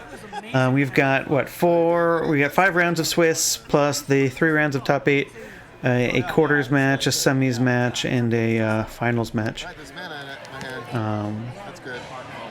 This was a good start. So still plenty of vintage ahead of us. Okay, I gotta keep it. Um,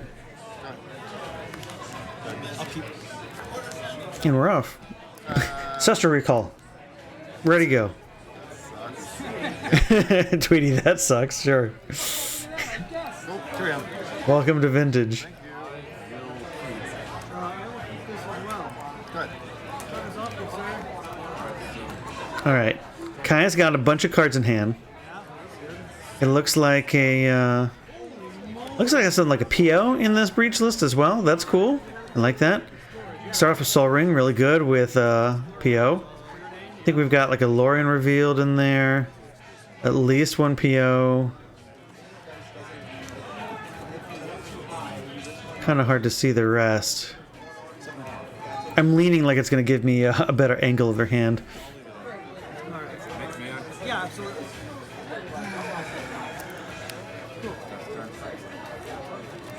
You're out 7? 7. Full With green. a Neuron-like darkness. Make sure it works okay. Casting on monster. And we're going to cast another one. So I have one whole power. So I have to sit here and cast a monster. Turn cycle 1. Okay. Just land, go from Tweety. Cycle Lorien revealed.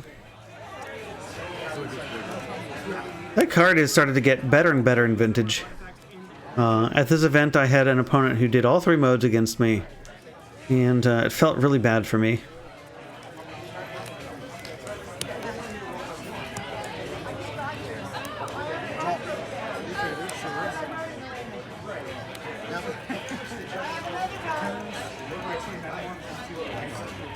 Alright, so now we have black mana for Aluris. I think I don't know what we have to rebuy in this deck, other than maybe like Breach and, random Moxen or whatever. Lotus. We're gonna rebuy it. Oh, yeah. How many cards do we have? We have too many.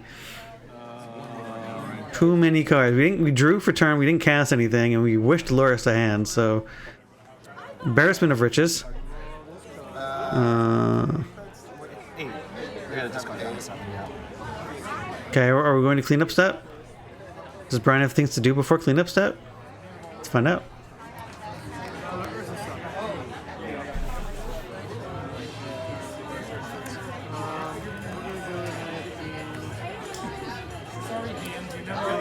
Okay, we're going to fetch before cleanup step. Okay. Are we doing anything? We're gonna play Bowmaster. Okay. Now Kai might have something to do with this cards here. Alright. Let's Bowmaster resolve.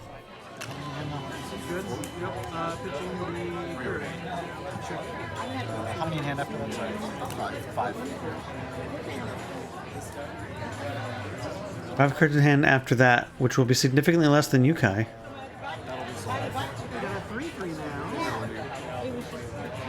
Alright, Bowmaster resolves. Pink Eye, down to 19. And now we go back to cleanup step, maybe? Looks like Kai wants to discard this repeal. Maybe I think we can just cash in this repeal, right? Might as well just repeal the token. We'll draw a card. We're still in the same, hand size predicament that we're in right now. Yeah. So I'll take another one. We're gonna... that doesn't do anything, though. We repeal the token, and then we draw a card and just make another one. Magic's a fun game. Magic's hard, everybody. What? That's gone. I made another one, right? Oh, right. Yes, yes. Now the players have caught up to how that wasn't the most optimal thing to do. Does this resolve before and then it bounces it? So it bounces it. Like we do things in the order of the range, right? So we'll bounce it, And then I make then a I'll turn. draw a card. So you make a turn. Okay, okay, got it. Just Yeah. make sure I'm not cheating. Yeah. You don't get to amass, make a 2/2, and then lose the token.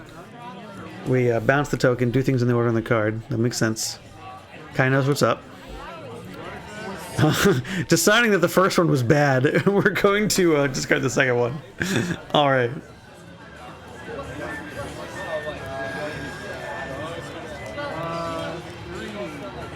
Three mana. Brian says, Time Twister with Orcish Bowmasters in play. Seems bad for me, Kai says. Yes. How many cards now? Force pitch PO, 5 cards in hand. Tweety says, no, I want this to resolve. We'll throw everything. We'll pitch the Time Walk, because if we just get to resolve this, then we're gonna make a real big power creature that gets to attack this turn. And I think Kai is gonna have like one more turn left to like actually try to win this game. Kind of out from nowhere.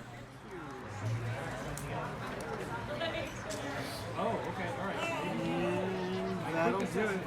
Go ahead. When was the last time we actually saw Time Twister played in Vintage? It's power 9, but it has been felt like power 8 a lot lately. Oh, it was a Bowmaster. It's been way too long since I've cast a freaking time. That was my legacy deck that I played 100. Ah, I think I've so players are talking about how long it's been. I was excited about drawing 3 of the Ancestral. It's just like, I see you, raise. I see you. Yes, I Okay, have so no untapped mana sources right now. I and have then I'll 5 trigger lands. this. All right, each player draw 7 cards, and then Tweety should say trigger. Where are we aiming those? All at Kai? Sounds good. Find the 6. There we go. All right.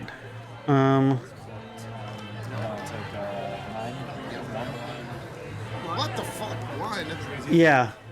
Yeah, that's a real fast swing there, Tweety. This was something that I was doing at Hunter Burton the week before. Was a legacy deck that played 4 Bowmasters and then 4 Echo of Eons with LEDs to do exactly this. And yes, you close the gap real fast. All right, key for whatever reason. All right, Kai, what do you got? Can't cast Recall. Looks like we do the Breach, so if we could find like the Lotus and the Brain Freeze, we'd be in business. We could buy and play. Oh no, our Lurrus has got shuffled back in the deck, everybody. I've just realized that. Time to walk. How wild is that? We did lose our Lurrus into the deck, into the Time Twister. All right, got 1 floating. What are we gonna do with it?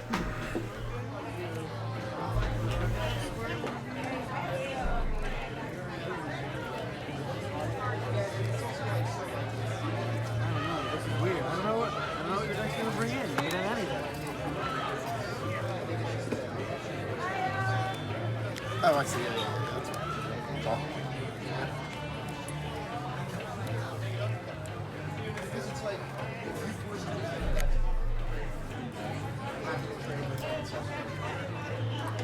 We're going to repeal the Bowmaster. That gives way to this recall. Wow, you got the Ancestor back? That's pretty good. Go ahead. That's pretty good. All right, and we got a Time Walk turn. Okay, so kind of navigating this, finding his way forward. This is good. I like this. I thought about slamming it instead of just here. I think I got a bait before. Go to discard. Just go to Warren and field. Go to Tumble.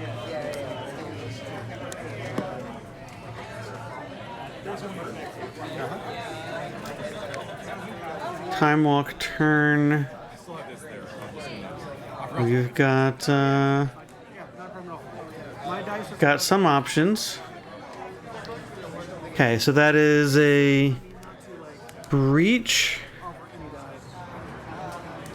I feel like. Why can't I recognize any other card in his hand? 3 mana. Breach, 1 floating. Got it. Alright. recast this time walk? Recast this recall. Oh man. Can we put one more card in the graveyard so we can like keep this time walk and cast this recall? Tweety's saying, hold on, does this resolve? Looks like Kai does have a Force of Will in hand. So we can fight over this if we want. That would help put more cards into the graveyard here. Looks like it does resolve. We're going to flashback / escape this recall. Okay. Alright, what do we got? Academy. Mana Crypt in there. One more. Do not recognize. Looks like a Gitaxian Probe in there. Cool. One of the Romancing the Stones token prizes.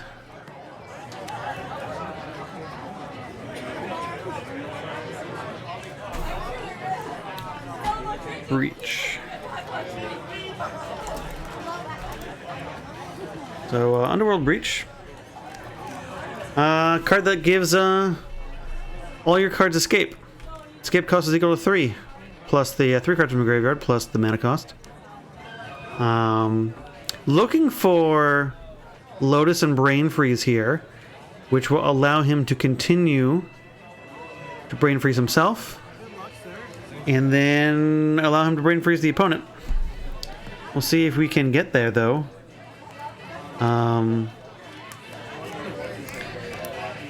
Kai not making any sudden moves, which tells me it's close, and then he may not have it. Alright, 1. What are we gonna do? Dress down. No, it doesn't kill that. That's not how that works. That's not how that works, Tweety. You still have an Orc army. Your Orc army has 8 counters on it. It loses all of its abilities. Didn't have any to begin with. These are not Saga tokens. I feel like I'm putting myself in a trap. I'm gonna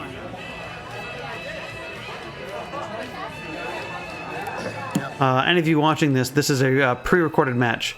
This event happened about 2 weekends ago. It is the Romancing the Stones 32nd vintage event that they've held. Proxy vintage. So we cannot tell them that, hey,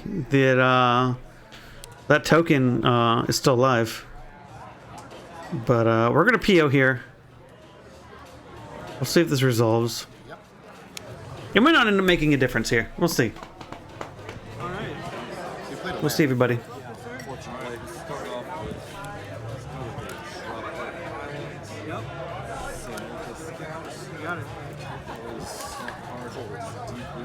Alright, we drew a bunch of cards. Kai has a ton of options here. Mana Crypt to start us off. Cool. Mox. Storm count is high.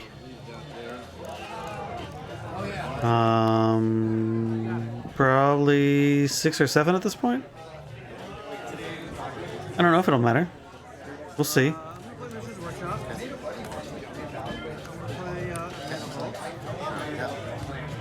Alright, we're going to grab the Twister there. Or the Time Walk. One of those two. I believe it's the Twister. Alright, we have a Fluster in hand. It's not doing too much to help us in this moment. Should be an Orc army in play. Threatening lethal. Notably, we did pick up the Underworld Breach. Looks like we just have a lot of permission. There's not a lot of action going on in Kai's hand. You know, we've got Force of Will, we've got Flusterstorm. It looks like we might still have the Gitaxian Probe. There isn't anything to do with all of this, I don't think. So yeah, we're just gonna recycle this to draw a card to see if we get anything else. Looks like we got a key. I don't think the key helps us. Doesn't really get us anywhere. Yeah, this looks like bad luck for Unkai side. We had a good chance here to draw out of this. Force Worlds are dead because we're at 1 life. Flusterstorms not really doing much here.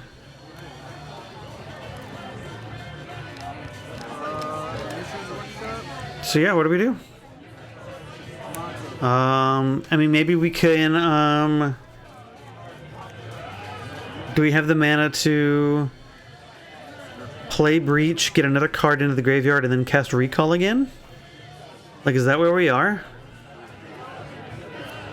I think we have a Lauren revealed, so we can cycle the Lauren revealed with the mana that we've got. But we don't. We're running out of blue mana, right? So we need something free to get into the yard because we only have the Mox and the Soul Ring here.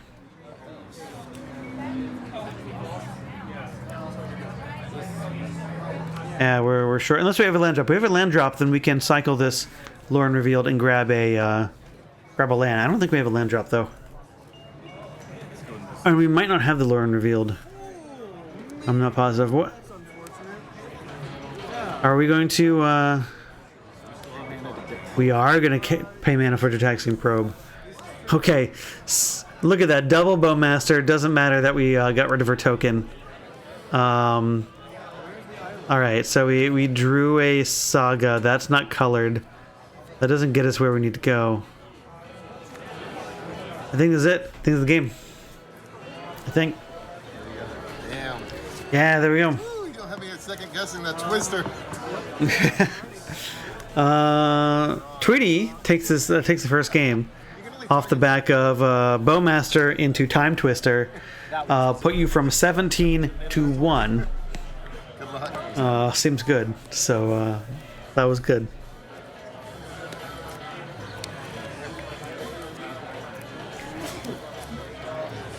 Wow. Love to see the Time Twister with Bowmaster. Love to see that. Saga. Go ahead. Glasses are bothering me. I'm old man. You're like, glasses, you're supposed to be helping me. What's going on? I'm not used to wearing them. It's a new thing for me. Oh, sure. Mana crabs. Okay. I would like to force a Route to victory. Route to victory. Girl. because I need to keep. It's the only win condition I've got. Okay. Apologies for the yawn. Good. Just a Seriously? long day, but a good day because we have vintage. How many cards now? It's always a good day when we have vintage. You're peeling for 3. Kai going off. Turn 1 PO representing 3 extra cards. And we already know that we've got all these things are free and we have the Academy. Holy moly. We can't let this resolve. We have to force this.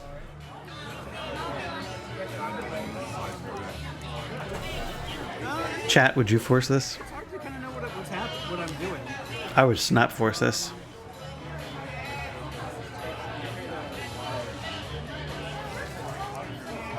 Crazy hand you got. Five. It looks like there's a Lavinia over there. Maybe that's the only blue card we have. No, we have the Fluster. I'd pitch the Fluster. We can't Fluster any of these things right now. He's got 1,000,000 mana. There's no way Fluster's ever going to be good. Whenever no unaffected. That may not actually be true. You know. Okay, we're getting rid of the Lavinia. Okay. That's fine. I'm sure, the Fluster could be good on maybe the next turn, for the next PO. Alright. Guy's got 2 cards in hand. Are we going to pitch Force? Is it Force plus blue card? No? Alright, so that just happens. So, I hope the, if we have a Force in hand, I hope the other card is a really good blue card that's just better. So fucking insulting, deck. Thank you. I suppose maybe it could be a, Ancestral Recall. Tweety saying his deck is insulting him.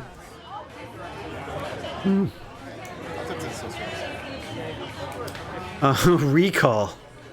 I would like to recall. You don't get to recall with your Paradoxical, but I will get to recall. All right, so This is my turn 1. that's going well for Tweety here. So naughty. Alright. don't know what else you want to do, so I think that makes sense. We have 2 cards.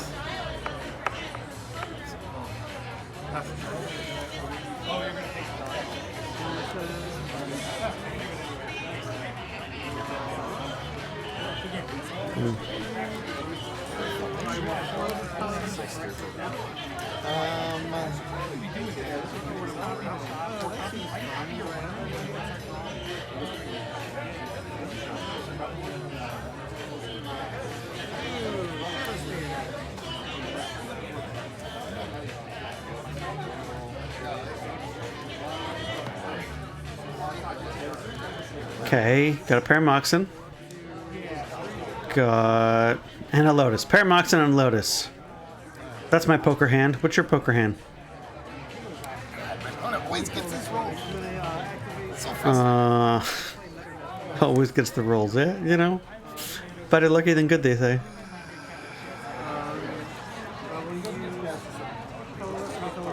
Alright. What do we got, Kai? What do we got? As soon as I first checked my trade traffic, I was two different. And then just like So then yes, we will.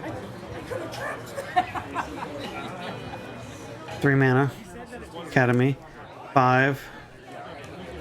With Crypt. Going down 1 on Crypt and 2. They were going to buy back Loris and just play Loris. Okay, yeah, sure. Adds pressure to attacks. Sure. Why not? Tweety says, yeah, sure. Heavy Cat Nightmare. 2 cards, a cat. 1 on tap. 2 cards, a cat, and a drain. Actually, hold on, let me think. It's a 3-card combo. Oh, definitely. Yeah, yeah. Definitely one of them. What is the combo? Draw a card, not draw a card. Draw a card? Sure. Okay. This one. So it has to be. Take you off of your stupid land, yeah. Okay, strip mine for the Tillard Academy. That's a good play. Bring the mana advantage kind of back a little bit more to parity here. I see. So you make him to the 2 cards. I like that. Okay, Lotus by Luris. Play Luris. Does Luris resolve? Yes. Rebuy Lotus. This is why people play the Luris piles, everybody. You just, you know. Free Lotus is for everybody. What's better than 1 Lotus? Lotus every turn. And when I play against Stu, he rolls perfectly every time. It makes me fucking insane. I can't believe that people actually take damage off that. What do you got now? 17. 17? That's the first damage. Yeah. First time Tweety has seen someone take damage off of Mana Crypt, it sounds like. You were on top of the time. I kept the hand up. Have you taken damage off of Mana Crypt, chat? Do you always make your die rolls? Yeah, it was 1 much. I was really worried about those. Those were very good against me. Was it 7? There's better than I thought. Yeah, right. Stupid thing got upgraded. Did I mulligan that game or was that game 1? I think I did mulligan. Alright, more Moxen for Kai. That's not what he needs right now. He does not need more mana sources. We have these 2 unknown cards like the entire time. I want to know what these 2 cards are doing. Are they just counter spells that don't match up very well? Play this game. Or we just oh my goodness. Alright everybody, we're just gonna bounce Loris's.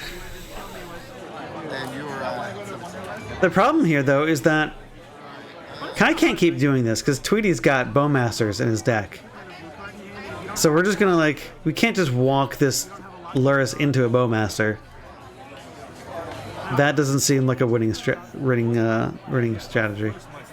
play this, and I'll hit your PO. Soul Guide Lantern. Okay, so now we're gonna keep the. Oh no, we're just gonna play it and cash it in. Okay.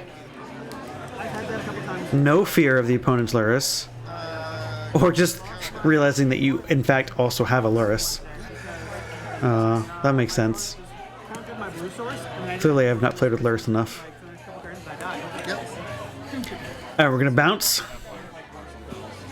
It was actually. He spelled Pierce by box. No fear of the surprise Bowmaster.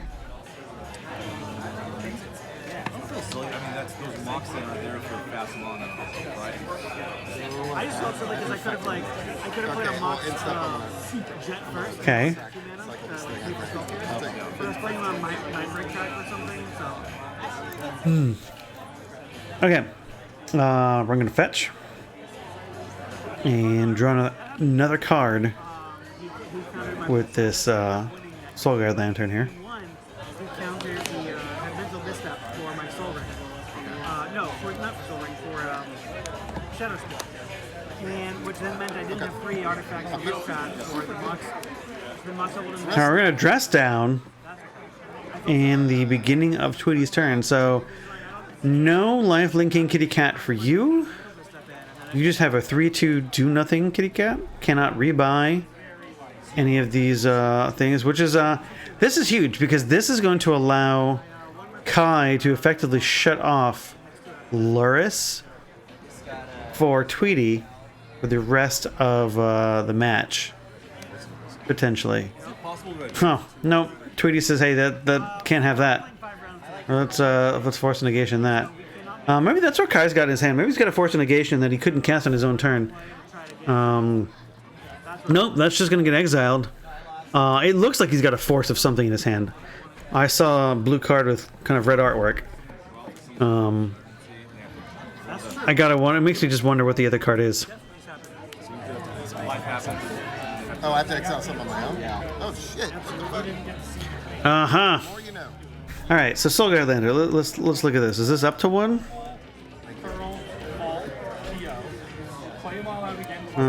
Let's see. If I could like spell Soul Guide. Let's see. This is apparently I can't spell Lantern. Fucking mana crap is making me insane. There we go. All right. Soul Guide. Soul Guide Lantern. All right. So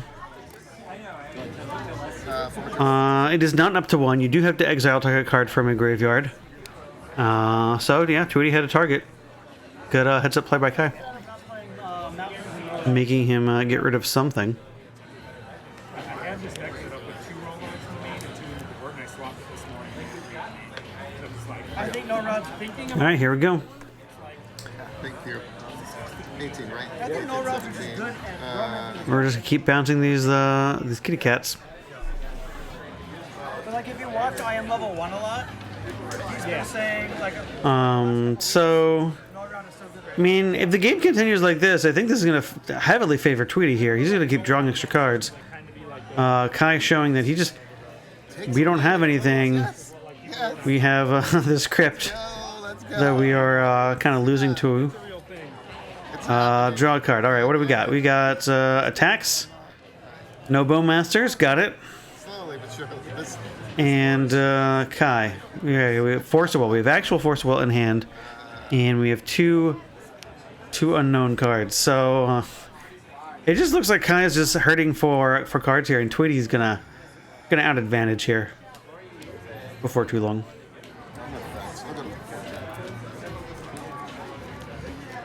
gotta get these lands out before I can't fetch anymore.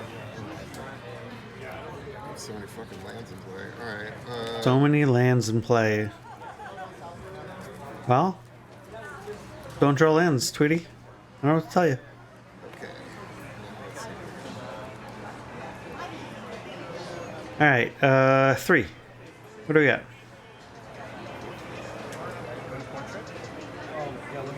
Ooh, is this a Lauren revealed? I'll take it first. Attack first. You got it. Lorian revealed. Yes. All right, draw 3 cards. Is that going to resolve? Okay, so we do have Force of Will and Force of Negation in Kai's hand. So that's probably Kai's probably been sitting on that Force of Negation for a while and couldn't use it. Is my best guess. Maybe it's a Force of Will, but now we have Force of Will as a blue card. I mean, if we have to counter this, right? Yeah, we have the mana to cast it. All right, so we're just going to cast Force of Negation. I think that's absolutely the right thing to do. All right, Tweety, how badly do you want those extra cards? Lotus for his own Force of Negation. All right. Kai can't keep anything in his graveyard at this rate.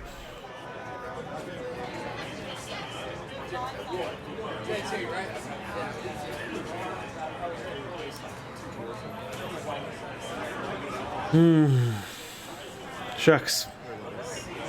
Oh, take a look-see. Yep. All right, we're gonna peel. Looks like a Lotus on top for Kai. Not what he needs. He does not need more mana.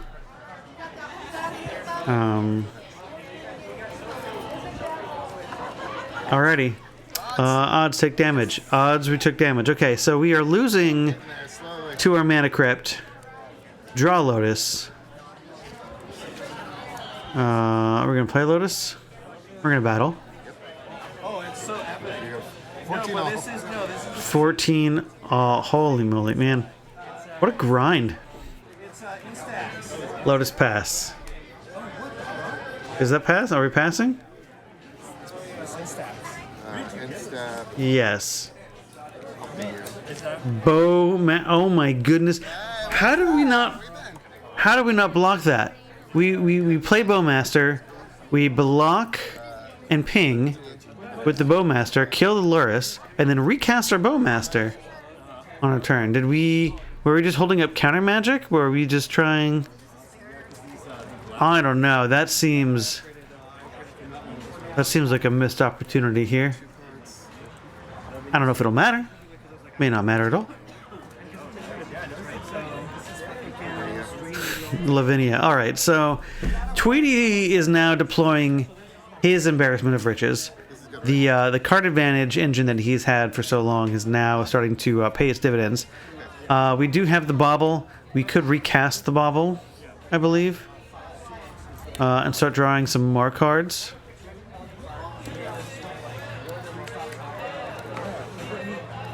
We'll see here. Looks like we're choosing to fetch. So Lavinia might be on the stack. Makes sense if we don't want this or to hardcast Force of Will. Sure, you overpaid there by one, but that's fine. I suppose. Cast it on the video. This is on the stack. Yeah. We know how to play Magic. That's on the stack. We're gonna counter. Just kidding, Rob. You know how to play Magic We had a too. Lavinia check earlier on camera. I don't know. I took the spell pierce this. Okay, well, we have mana floating. We have mana floating. You don't need to cast the Lotus. You don't need to You don't need to do that. No, you have a mana floating, right? Right. We tapped Crypt, Opal, and okay. What does it matter? We have 1, 2 this turn. No, our Lotus would have paid for that. Oh my goodness. We could have countered the Lavinia. Good.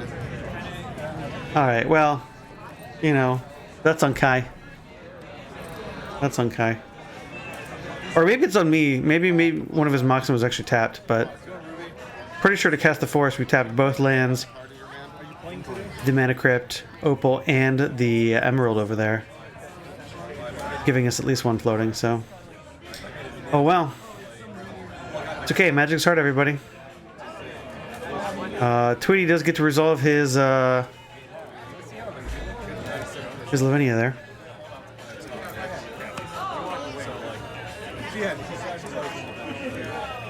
Play Lotus. Time for a second. Oh no. That's the game. That is the game on the spot. Kai's at 7. And it's reversed. Look, it's like or flip. What do we... We're brain freezing with mana? Oh, do we just choose not to... Okay, so what do we have? It's 6, I think, right? okay. This must be for fun, right? 5 from my side. 5, 6, 7. 21. 21 cards, alright. That doesn't do what we want it to do. If, Special with Time Twister being resolved. Alright, so... wow, that just means we were like one card away from the combo, right? We, No, Triggers on the stack. Oh, triggers on the stack. No, I can't do anything. Okay. Can't beat the triggers on the stack. Yeah, sure. There's yeah. All right, so Trudy's gonna get that one. 2 games to 0. Yeah, I don't think even if Kai like wins the battle over the Force of Will there to keep Lavinia from being in play, we still didn't have anything to stop the Time Twister. So yeah, that's the end of round 4. We do have one more round of Swiss to bring you, which is great. So again, if you're just tuning in, this is the replay from the Romancing Stones 32, which is the 32nd vintage event that we have held. We have 32 players. We have 5 rounds. We are cutting to top 8. We are 4 rounds down. We have one more round of Swiss before we cut to our top 8. And there's no reason to listen to me talk anymore, so let's go ahead and just jump into round 5. We've got Ben Kendrick on the left and Sean on the right. Ben, we did see round 2 on a Shops deck. Sean has been playing a Jewel Shops at the last couple of events here, so I believe that's what he's on for this game as well. But we'll see here how well this goes. These players are ostensibly they're both playing for a spot in top 8. So this is a win and in for both players. Keeping? Yes, definitely. Okay, I'll keep 2. All right. And we're going to see a workshop sort of mirror. I think. We'll see what happens here. Right. Mana cards. Sure. Now it is these players are not only playing for top 8, but if they make top 8, they are playing to win. And the winners do get invited to our end of the year invitational. We have streamed a couple of those in the past, so you can check back our YouTube channel to see some of our past events, past invitationals. But it's a multi-format event. Play middle school, play vintage, and then you play vintage in the top 8 for glory. So I'm going to go ahead here and start with what appears to be turn 1 Karn. I believe that is the secret lair, a million-word text box, Planeswalker. Fair enough. And he plays Pithing Needle and names Bazaar Baghdad because he doesn't know what Ben is playing. 3. Okay. Ben's playing Shops. I'm not sure. We'll see what happens here. Ben will drop down to 18. He's going to name Karn, I'm sure. I'd like to cast this just to recall and target myself. Kind of a big hit for Sean, right? Turn 1 Karn. That's pretty good. That card is unreadable, though. If you try it, here, let's pull this up. Let's, Karn the Great Creator. Okay, so, look at this thing, right? Karn the Great Creator. I'm gonna name Karn. Okay, so 4 mana, Planeswalker Legend. Opponent's artifacts can't activate. Put 5 loyalty. Okay. See counters. It'll be back to you after that. Wow. Use counters. Put 5 loyalty. Use counters on Karn. Opponents can attack Karn as though he were you. Wow. Yeah, so that would be Any damage he suffers depletes that much loyalty.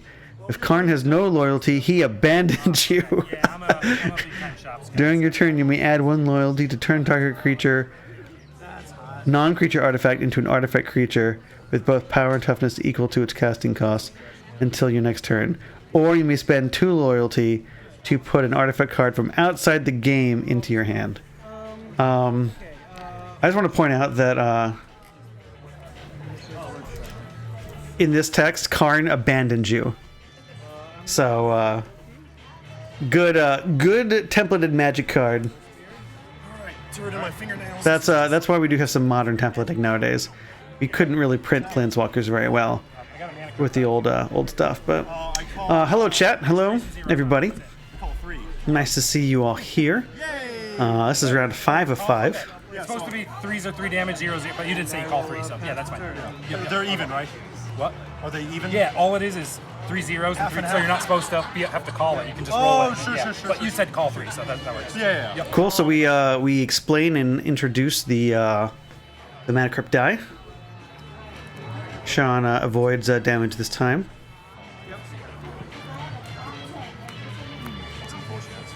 And alright, so we don't have activations of Karn anymore, but we do still have access to 4 mana. Which, Whatever you think is unfortunate, I don't think is unfortunate, so I'm pretty happy about it. yeah, he said call 3 and then rolled a 3. Yeah. So he doesn't have to take damage on that time because he called the number, so we will consider that a called shot. Play the One Ring. Which seems like a reasonable thing to do when you have never seen the Mana Crypt die. Not everybody comes packing with the Mana Crypt die. 4 mana is good for a 1 ring.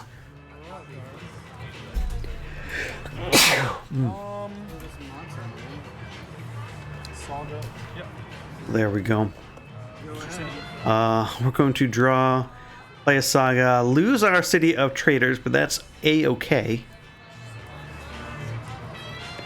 And now we're representing some pretty big constructs here. Even do it at all. Okay, just kidding. Yep. Just kidding. That's fine. Nope, can't activate Karn at all.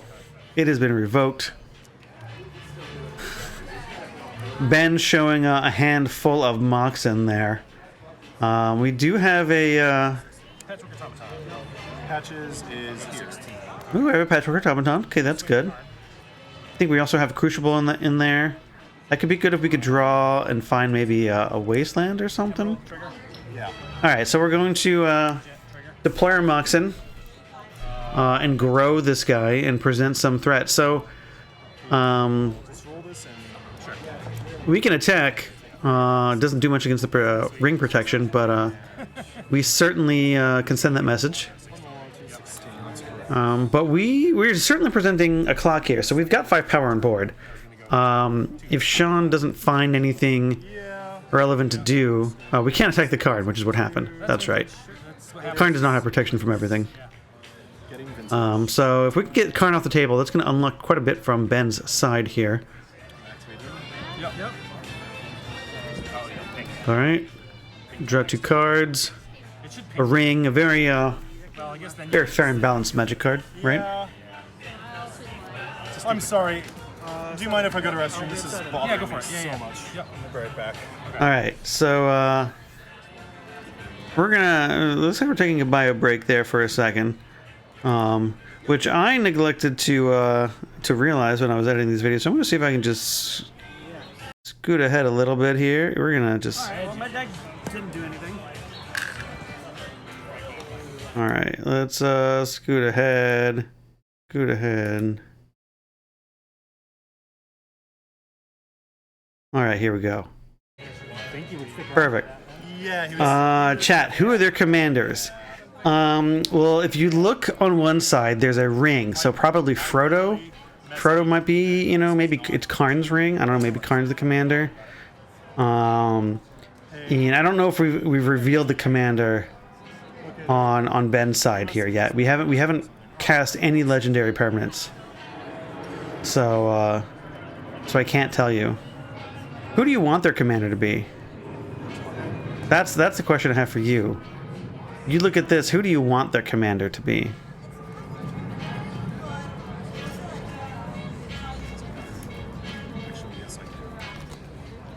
They're supposed to reveal the commanders at the start.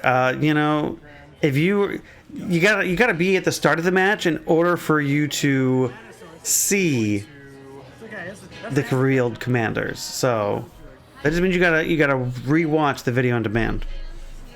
oh yeah. I'll activate this. Make a construct. Sure. All right. Well, Sean's saying, "Hey, I got all these artifacts. I'm gonna make some big dudes." So it's going to make it difficult for Ben to progress here. We can throw some things under the bus to get to Karn. Alright, nope, we're going to metamorph the construct, and that's that. So Sean takes That's how I played it. game 1 here. My opener too, so I was gonna play literally my whole hand on turn 1. Yep. And the card was just like, fuck. Yeah, turn 1 card. Brutal. Brutal. All right, game 2 here. Round 5 of 5. So this could potentially be the last game of the Swiss before we cut to our top 8. Both players playing for the win and in. Yeah, sure, I'll keep this. Please ask me if you need to read. I will probably need Sounds like Ben's keeping his 7.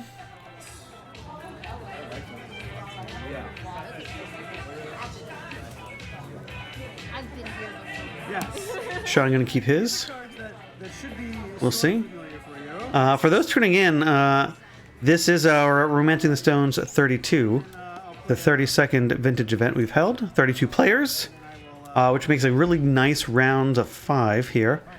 We did play it at on location at a place called Tweety's Bar. We did play outside, so we've been getting our vitamin D while playing Magic. Rare combination sometimes. Good vibes, good food, good drinks. Oh, yeah. Sure. Kind of tropical. Yeah, that's right. We played at kind of tropical. Why am I saying Tweety's Bar? It's because it's where we always play. We played at kind of tropical. This is also Tweety's Bar, maybe. Depending on how you squint. No, we played at kind of tropical. Thanks, chat. Kind of tropical.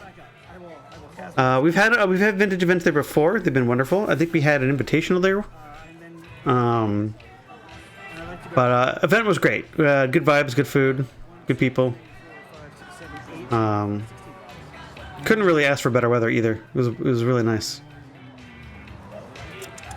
And I will pass the turn. Yep. It's Tweety's Bar, but not Tweety's Bar. If you know, you know. All right. Alright, start this out. But see, that just means that chat's paying attention. It was just to make sure that you guys were listening. Ben's gonna start off the game 2 with his own set of prison, in the form of Exile, which matters. Back to you. Go ahead and fish out with the Sphere of Resistance, which does get immediately forced of negation, pitching, I believe, to be Time Walk. Saga. Yep. Fast mana and like cards that you see in every other vintage deck. Yeah, exactly. So it's just like, Chat wants to hold our event at an exotic location. I mean, if you wanna host your own event there, nothing is stopping you. Wasteland, of course. Wasteland, of course. Phyrexian Revoker. We're gonna revoke. 16. We'll drop to 16 to do that. That's fine. I'm in the One Ring. Alright. All right, One Ring. That's a good call. Yeah, sure. But we could name some mana rocks, like, so maybe we name Grim Monolith. Coveted Jewels could be fine, but One Ring's probably the right call. We'll just at least make sure that Sean doesn't draw out of this. We're going to game 3 of the last round of the event. So we are playing for glory. Absolute glory. Hear me in the fun and O bracket, or the fun bracket. Playing for glory, dead for top 8. Playing Academy. There's a cat. Chat saying, yeah, if you had a mana rock, you would have played it. Yeah, sure. I mean, that makes sense. Mystic Fold. If it was a Mox, he would have played it, but he may not have had the mana to play anything else. But Mystic Forge seems like a real good draw here. Just a good way to get some card advantage against the jewel shops, which usually gets advantage. But Sean's start is slow here. We've only had That's fine. Okay. lands that make one color mana. We've wastelanded one of them. Love it. Oh my goodness, look at this value. Look at this. You love to see it. Sheer Resistance. Okay, this is great. Sure. Also will pitch Alright, so Sean just has a handful of like blue spells and not a lot of action. 19 now. I don't think that's a way to beat shops in the long run. Purple mana. Play Nullrod off the top. Problem is I can't. One I have purple no way to floating. get any of them in play. yeah, yeah. So it's not happening. And hold on. No Rod's fine, right? Yeah. I didn't know No Rod was there, so that helps. Is No Rod good? Yeah. It's fine. Well, Is Norrod good? Yes. The answer is yes. Norrod is fantastic here. We just baited the Force of Wills on the sphere, and guess what? Norrod's even better. Forge is off. Yeah, this Norrod's a beating for shops here. Which has a good feeling. This is a good deal.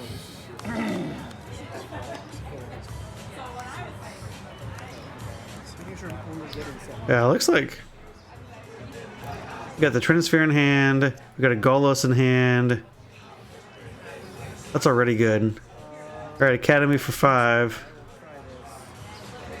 Yeah, there's Trinisphere. Swing 2. Sure. 50. Trinisphere it is. Whatever. All right, so Mishra's Workshop. Okay, so Sean has mana now. Just what do we do with it? Like we just had blue cards, so that already I don't think was good enough. And we just have the threat. Everything costs All right, is this going to see Golos now? Almost every other card game, the person goes. No Golos, not yet. It's like Magic specifically.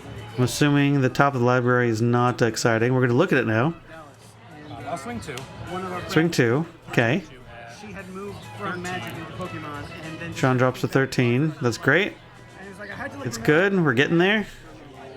I've done that. Tell myself, don't draw, don't draw, don't It's draw, funny. don't draw. I played Magic pretty early into it, right? Go ahead. And we're going to pass. Okay, so we're not going to cast the Golos. We're just going to pass. Okay. So, all right, what do we got? What do we got on top? All right, so we're going to 2. Bluff. I don't know what your bluff like. This is shops. There's no blue cards in your deck. I don't think there's anything to bluff. I think Sean's just locked out, is what I think. I think he's just completely locked out. Hand was 2x Mindbreak Trap. Okay, but there's a Golos in there too, right? Oh, I guess you can cast the Mindbreak Trap. Okay, sure, yeah, that's fair. You do have blue spells. Guess what? You would have gotten me too. You would have absolutely gotten me. Yeah, no, this draw seems like amazing against Jewel Shops. Alright, go ahead. Alright, I'll take 6. Go to take 6. Lava Axe ourselves. Play this Golos. Okay. And if that doesn't, like, one floating. telegram that we have another Mindbreak Trap, like, we could cast Golos and not take damage, or we could just take 6. Just send a message. Let's see. Let's see if Sean receives the message. I'll take it and I'll go to 9.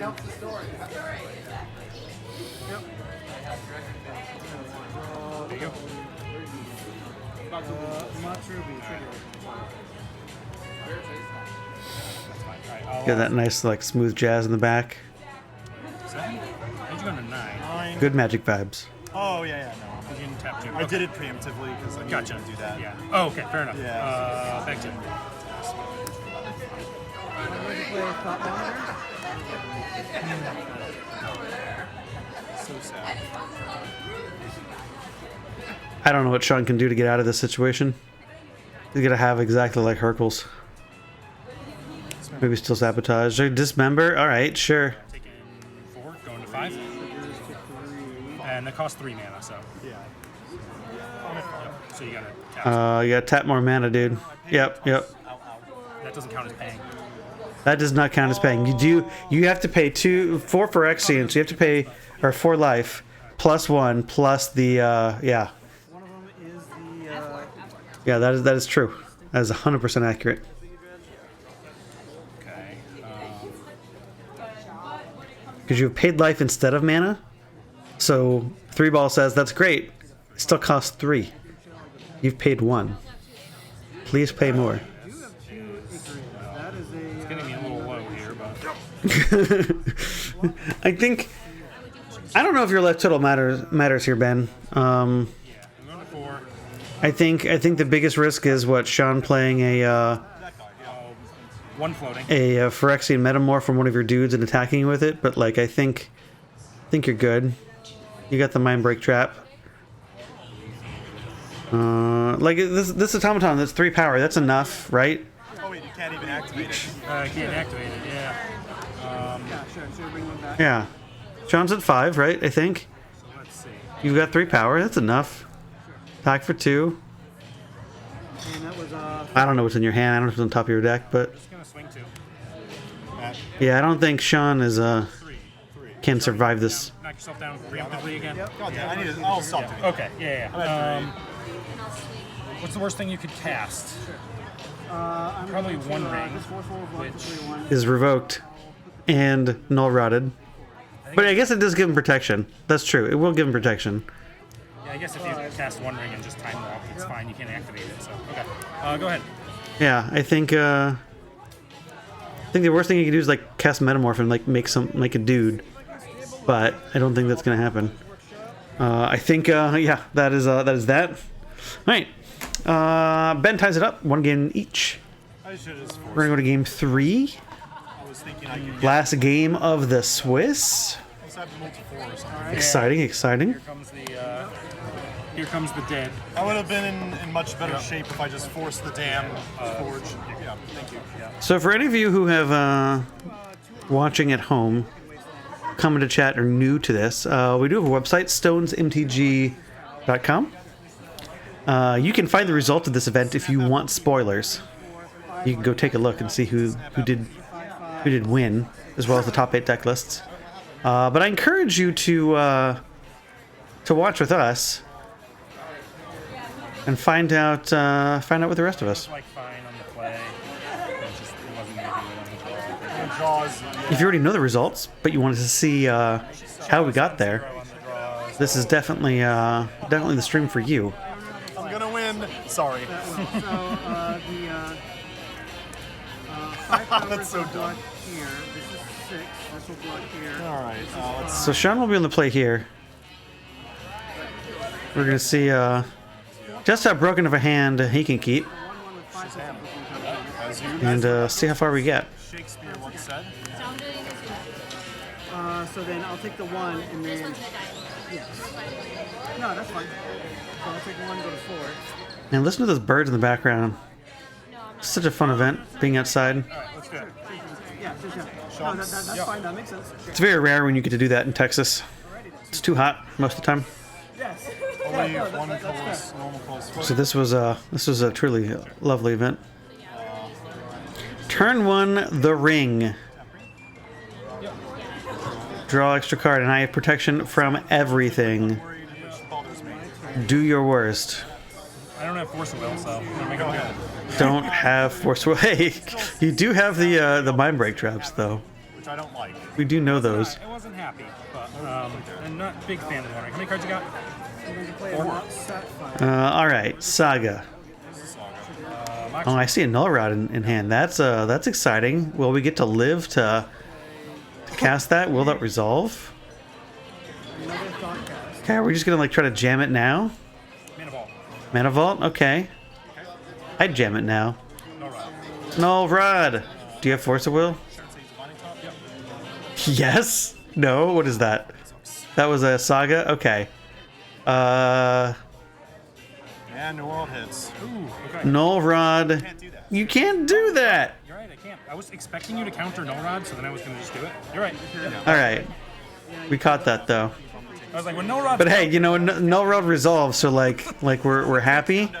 A little bit of a misstep, I suppose, because now we don't have the sphere. If we'd had the sphere, it would have really locked out, I think, Sean. Would have locked us out too, significantly. But we have some time now, right? You know, null rod might get there. Go ahead and play the I'm gonna ping 1, go to 19. the top here. So Sean is going to take 2 every turn. 1 from the vault, 1 from the ring. We're gonna play Sphere of Resistance. Resisting. Go ahead. Okay. That's gonna really like slow this game down. I think think the challenge now is that what can we do to present a clock? I don't think Sean's going to be able to make constructs, so if we could find some way to make constructs with our own Saga, that would be good. Or if Saga could find a creature. I don't think there's any creatures in Ben's deck that Saga can grab. Haywire might, maybe? That seems unlikely. So I guess we just kind of wait and see what we can draw.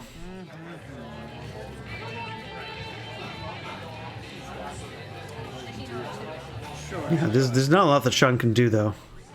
We don't have colored mana. Spells cost one more. This goes to 3. I'm just Most of them do nothing. Alright, let's see what Ben grabs. Workshop. I will go down to 2, and I'd like to play a manifold piece. If it resolves, it stays in. It will untap. Okay. And I would like. Naming Ursa Saga? maybe not. I think it's Saga at this point. Yeah, you can cast one. Yes. Sure. Alright, sure. That makes sense. You can't accidentally get got by, like, Ancient Tomb Saga. I will play a Mock Sapphire off it. Oh yeah. I'm just upset Yeah. that One for that. drew it, Yeah, because yeah, otherwise it comes into That's play on counter you block. did that, man. Yeah, That's your thank fault. you. Yeah, I know, I did. All right. You did that, man. That's your fault. I can't count on you to. I'm gonna float a mana off of this. Sure. Saga. We'll search. Did we really just expect No Rod to get countered and then to, like, still be able to, like, tap our artifacts?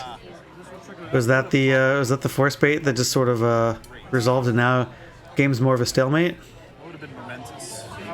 Maybe that's what's happened here? Wasteland. Yeah, that seems pretty good. Okay, Pit the Needle Wasteland, sure. Yep. Alright. Alright, go ahead. That does seem right. He's got no rod. He's got the mana, so. We'll see. I mean, you're happy you're having an all rod. Yeah, it's like hurting me about as much as him right now. I have just a Caracas, so. Here you go, homie. Yeah. This is Put power. off to the flock of flame. Yep. This is big. Let's see what we got here. Here. This is just as big. There's a lot of different. Annoying.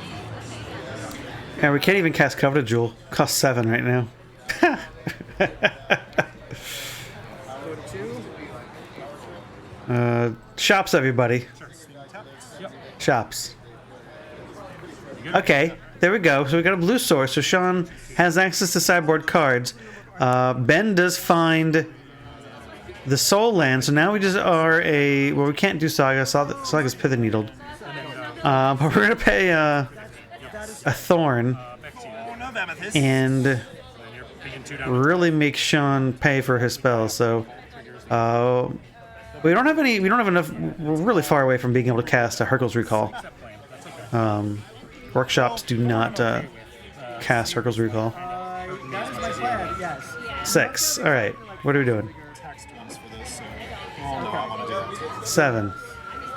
I'm gonna play I think you would have been Metamorph. dead either way. I'm gonna copy my Did you Wandering. even go to attack? Sure. Yeah. Keep that there you go. from. Yeah. Okay, so we're not taking as much damage anymore. So that win condition is reduced. And I can also make a token to make it unblocked. All right. So that would have been. That is the correct amount of mana. That costs 5, and we paid for all of that. Cool. There's a Saga. Those were the games. Oh man. Sadly shut off. There's a Saga. Oh my gosh. I shut off. What a kind of a disaster, right? This we've done these things to kind of stop Sean, and everything we've done to stop Sean has really hurt us. Feels like more than it has affected Oh yes, Sean here. absolutely. Maybe. I had to. But all we just need a ham sandwich now, right? You know, Sean's been taking damage every couple turns here, so we just need something to block with, and then hope that Sean doesn't like copy it. Yes, that And doesn't that take makes sense. And Sean needs to Those are very good against me. draw like a Soul Land and then Hercules Recall. Sure, yeah. I think that's Quicksand fine. Revoker. Ooh, okay, there we go. We have a ham sandwich. We have a little no, this is too small to be ham sandwich. This is a banana, right? Big creatures are ham sandwiches, little creatures are bananas. What do I want revoked? That's kind of my thinking right now. That makes sense. Chat, what do you think? Is that right? Harm the Great Is that wrong? Really far from Harm the Great Creator. Unless you draw Tolarian Academy. I was That's playing around my... Um, yeah, you pretty much win. Yeah. you win if I draw to Lane Academy. Yep, I mean, can't revoke that though, so I boarded out all of my force wills and counter magic. And then just some draw spells. Yeah. What do we got? Revoker on Rain. We got I mean, I could name Karn seems fine. Prevent us, Sean from grabbing like a worm coil from the sideboard or something. Opening that hand That's was... right. I had like a tabernacle, back two. but then I had... And then I also Taking one, had going to my 10. and I had the Phyrexian portal. Sean's a 10. So I just had some like... I had some... Revoker's a 5-turn clock. Which does the thing once, and then you like wasteland me, and then I lose. Okay. Ooh, 10. Oh, Draw. This goes to 3. Oh, float a mana. this last game we got 13. Floating a mana. Okay, what do we even grab here? Like, I don't... Should get mana crypt, don't you? There's, do we have another pithing needle? Grab that? I don't know. Something stupid I want besides, To get rid of anything combo that he was gonna have. Force of Will, yeah. Sure. Never tell you. Force of I'll Will. get Black Lotus. Get Black Lotus. Yeah, get that pretty flower onto the battlefield. Sure. You ever hear the story? All right, Black Lotus in play. Can't really do much. Did we draw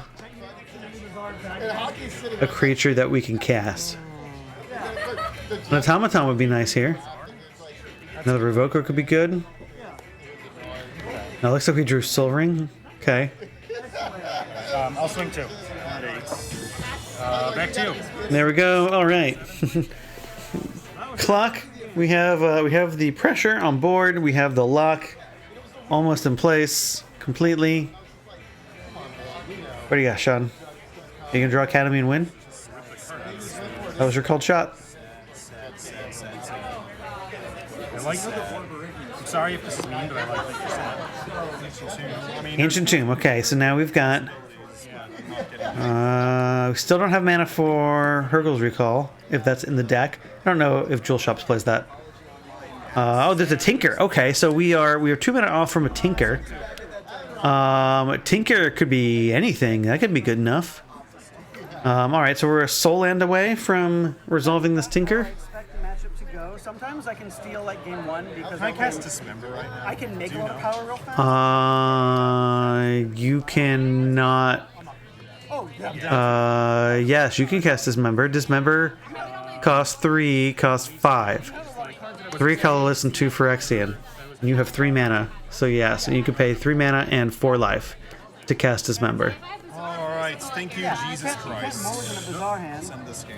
And that's That's the pretty the lucky good. part about Oh no, we found a way to not lose. like you had bizarre. All right, Ben, what do you got? Do you have anything? Hard because Stop this. it's like almost impossible to Want to swing? You're giving your opponent a million turns. What about yourself?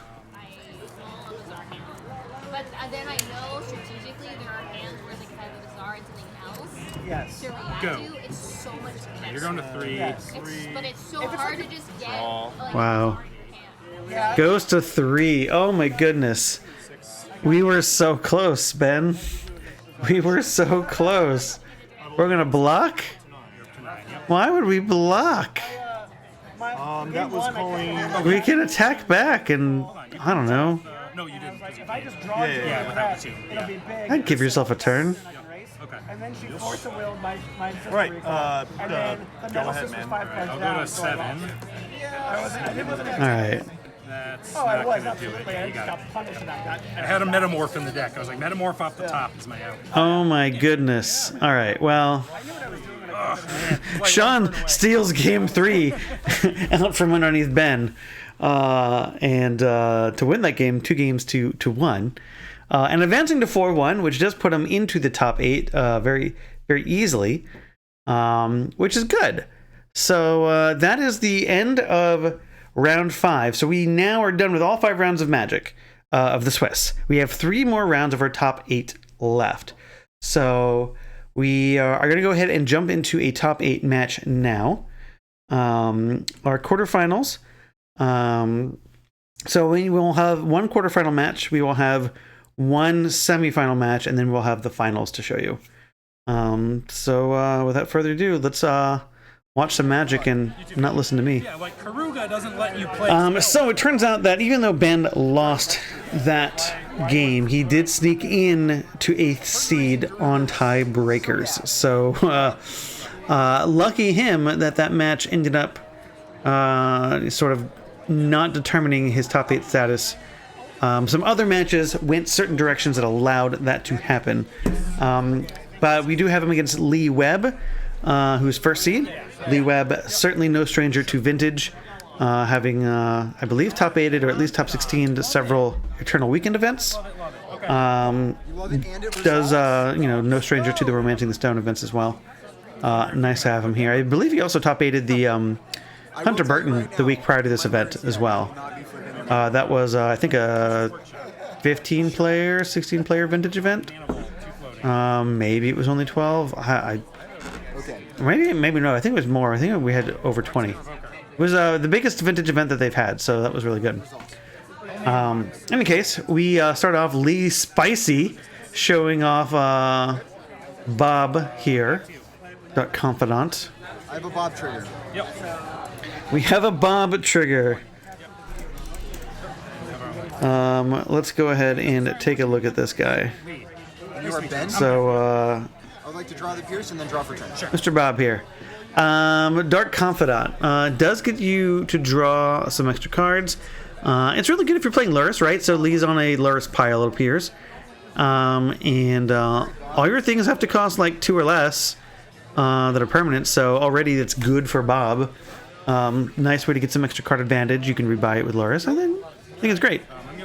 Love to see it, of course. Love to see it.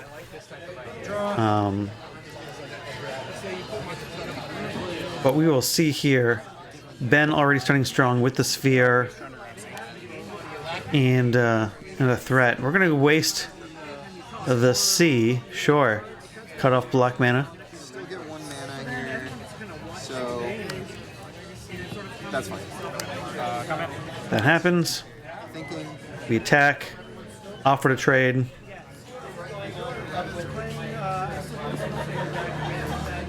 Block. We do block. Okay, sure. So we decide to not take extra damage here and just offer this trade. I'm gonna think. Okay. How many cards do you have? 3. This is kind of interesting.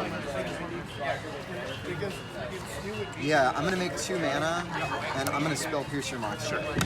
All right, so we are spell piercing the Mox Jet. All right, sure, I can go for this. Kind of cut Ben off of additional mana sources. We've just got the 3. I think that makes sense in a lot of ways. Now look at this. We have Lore and Revealed in our Bob deck, so we could just take 5 off of Lore and Revealed.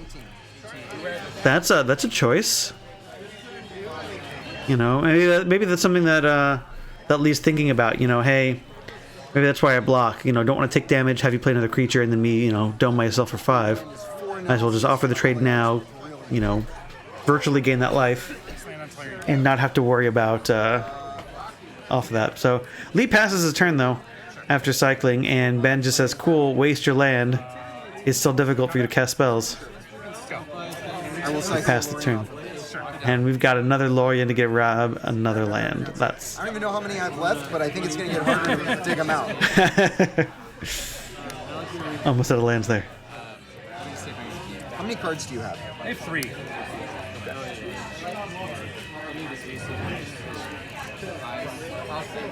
Solarian Academy is an interesting one because it's obviously not as good as an Underground Sea if I don't find another artifact. Yeah, but I was like, if he finds another Mox, I don't want... Right. At Then first it's I was like, cut you off black with Right. the first one, but I knew I had the second Wasteland coming too, so...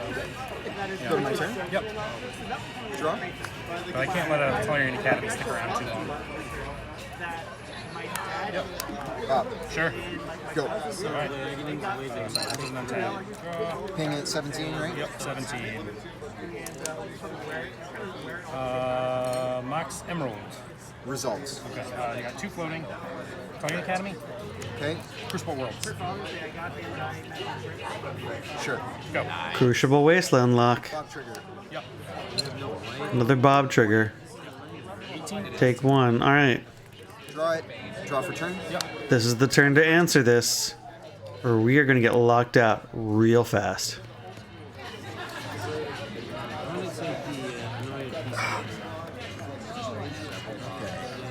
What do I have in my hand? Free attack 2. 15. 2, 3,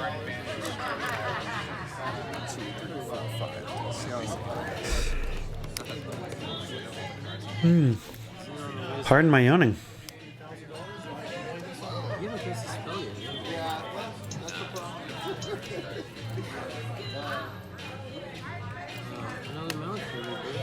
Tight turn here for Lee. This easily could decide the rest of the game.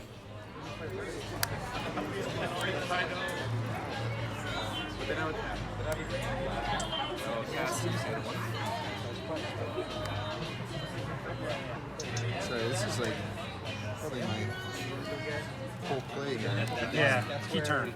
I agree.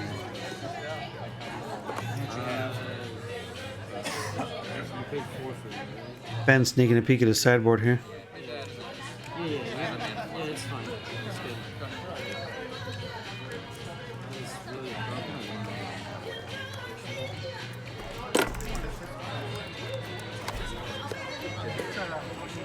At least you're playing something besides Jewel Shops. I played 4 Jewel Shops today. Wow. Ben playing against 4 Jewel Shops? Holy moly. We caught one of those on camera. And we caught the other match that wasn't against Jewel Shops on camera. What, You know what, our first Romancing the Stones event of the year was won by Jewel Shops, so... You know, open season, Jewel Shops is good, so maybe that's what's up. We also had 32 players, right? So it makes sense. You know, some of them want to, like, play the combo thing. I played against Jewel Shops during the event. Sure, it was there. DT. Sorry. Demonic Tutor. Okay, so 3 mana for Demonic Tutor. This is going to be a really good card that we can cast off of 2 land, because we're going to get Wasteland in next turn. What does Lee have? Alright, then you good? Okay. Gonna untap an animal. Okay. Ooh, look like a Thorn of Amethyst. Let's waste the sea. We're going to waste the sea, cast a Thorn of Amethyst. Oh, yeah. So what costs non-creature spells? Get this lock in. Now, 1 more, creatures cost... Or sorry, non-creatures cost 2 more, creatures cost 1 more. importantly here, though, Bob triggered. Lee is sort of under, you know, maybe his own Yep, you're smart. Bob trigger, but he has a threat. We could start getting into the red zone here. Right? Saga. Trigger. Ooh. 2. Saga's going to get wastelanded, but Yep. seems nice. 2. Vermont's Jet. Sure. 2. And pay 2 life down to 16 to probe you. You get Ancient Tomb. Okay. I will drop. Yep. 2. 13. We have an Ancient Tomb in hand. Okay, so Ben's in top deck mode. Drew Transfer. All right, so more locked pieces. We are going to continue the Wasteland extravaganza. This is going to That continue locking. Well, it still shuts off Mox. I wish Mox, I had it yeah, last yeah, turn. you're right, Yeah. you're right. Go ahead. Bob trigger. Yep. Okay, so Lee spells 2. must cost at least 3, and they cost more. So Okay. Let's think of how I play this. now Ben's under the pressure of the Dark Confidence. So Dark Confident doing a good job here, keeping Lee into this. Anything reasonable that I can do other than that. It's gonna Cost 3.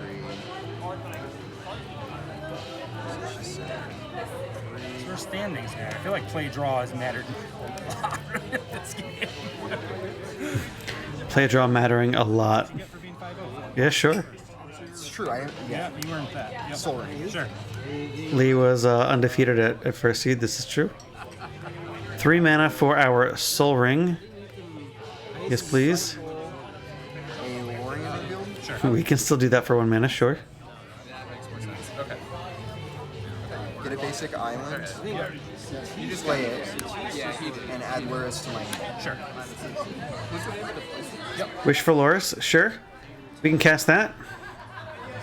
Cast that for 4. We have the mana for it. Adds another threat. There you go. And Ben has so far shown that he is unable to produce Because it's not a threat to end the game. correct. We've definitely stalled the game, drawn the game out quite a bit. Alright. Oh, yeah, it's definitely. Okay. Yeah, with the top 8 and everything, I told her, like, we might Well, not get back should do this. Wasteland. Float a blue. Go to second hand. Floated blue, got it. Back to you. It's a different. All right, we got a blocker. Bob trigger. Yep. We can grow it. 0. You have like I am holding middle Wasteland.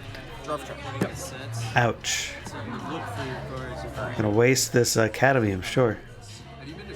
So not like. We can just play it back though, I suppose. That's free. I think they can be opportunistic with clients, with customers, and I think they charge too high. Okay. They've had some competitive prices on TCG, that's why I found out about them through that and realized they're not that great. Yeah, they're. Thinking. Competitive pricing on I wish I had. What is Lee? I guess I could look at Lee's deck. It is on our website here. Let's take a look. What does Lee have in his deck? So we've got some Urza Saga's Wastelands. Typical stuff you see out of like a blue-black Loris thing. Some Bowmasters. one more. 20 bobs.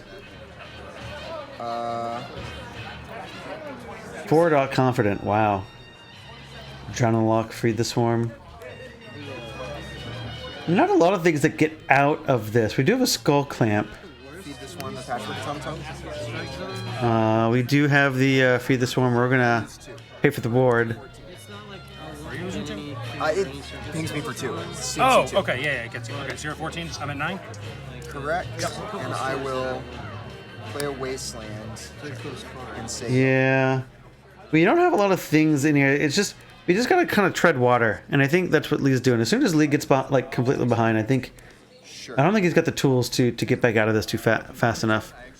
So we're just like one big threat away from Ben to like maybe close this game out. Oh, we got a Golos. Okay, yeah, let's gonna go ahead and grab a Saga, and then we've just got Sagas for days.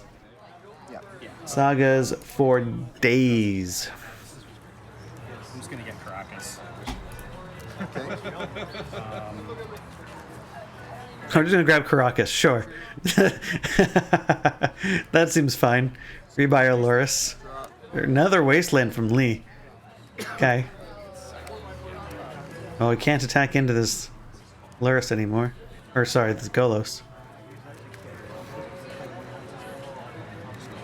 Hmm.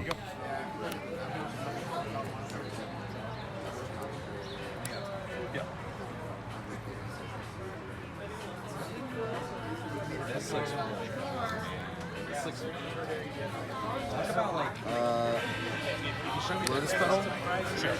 Lotus Petal for 3. Okay. Sensei Stop. Sensei Stop for 3. These are hefty investments. Go. Which flavor did you go with? Alright, so we're not going to Wasteland this turn, Oh, damn. Okay. which I feel might be a little suspect. 11. I don't know. I guess it's really hard to like Wasteland against your opponent's Crucible Worlds. Yep. And now we get to just grab a Saga and get the free land drop. Oh, Invention's Fair. All right, let's see. Let's take a look at Invention's Fair. That gains life.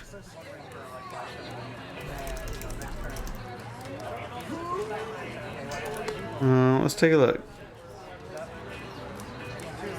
There you go. No players of Saga. Inventor's Fair, specifically. Inventor's Fair. Beginning of your upkeep, gain a life. When you have Metalcraft, right? 3 more artifacts, Metalcraft, you can pay for, sacrifice it, search your library for an artifact card, and reveal it. Okay, so this is going to get us a... reveal it and put it into your hand. So this is going to get us a big bad artifact, potentially. Go to my turn. Something to really kind of close the game out. Bob trigger 0. Hey, who would have thought it'd be a 0? Draw for turn. We'll see. We'll see what Ben grabs here. If he's got the time to do it. This is 3. Where would you use one? This is... Very nice. So Lee working real hard to stay alive in this game and doing a decent job of doing so. Vermont Sapphire. All of them yet? Considering we've had It's close. I don't know. Crucible Wasteland for quite a few turns now. 4 for a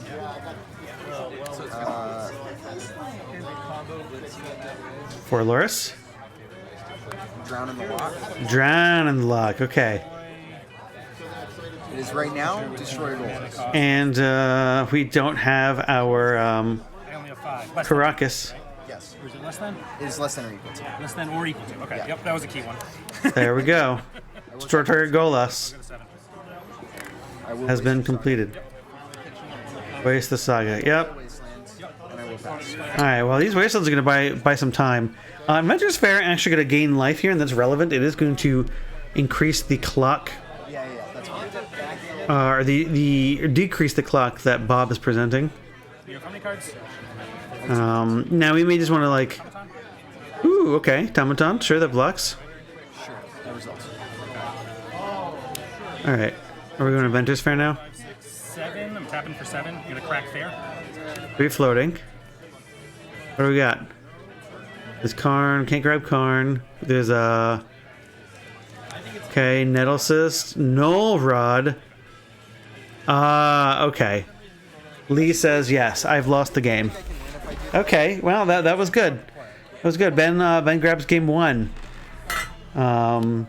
Able to take away Lee's ability to keep up with the wasteland. Lee knows he's dead. Scoops real quickly. Good luck, man. We move on to game 2. That was a good game 1. I really enjoyed that game 1. I'll keep it. That was a good hits at play from Ben getting the Inventor's Fair. Ancestral myself. Certainly showing he's played a lot more of this shop stack than I have. Alright, so Ancestral in the upkeep. Seems good. Max roll. Sure. Gunner's fair. Sure. Fear resistance. Alright, force check. Number 1. So normally, like, I would just force this, but this is like a particularly anemic start for me with the Inventor's Fair. I'm going to force of negation, pitching Dresden. Sure. Okay. Back 2. What's your card count now? 1, 2, 3, 4, 5, 6. 6. Okay. Draw for turn. Yep.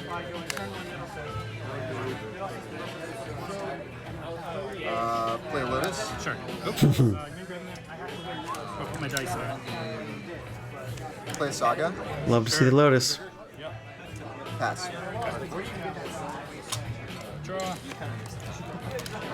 It's hard, right? Playing this Lotus and not using it. Because like Ben's deck has Revoker. Like this exact situation. Wasteland. Saga.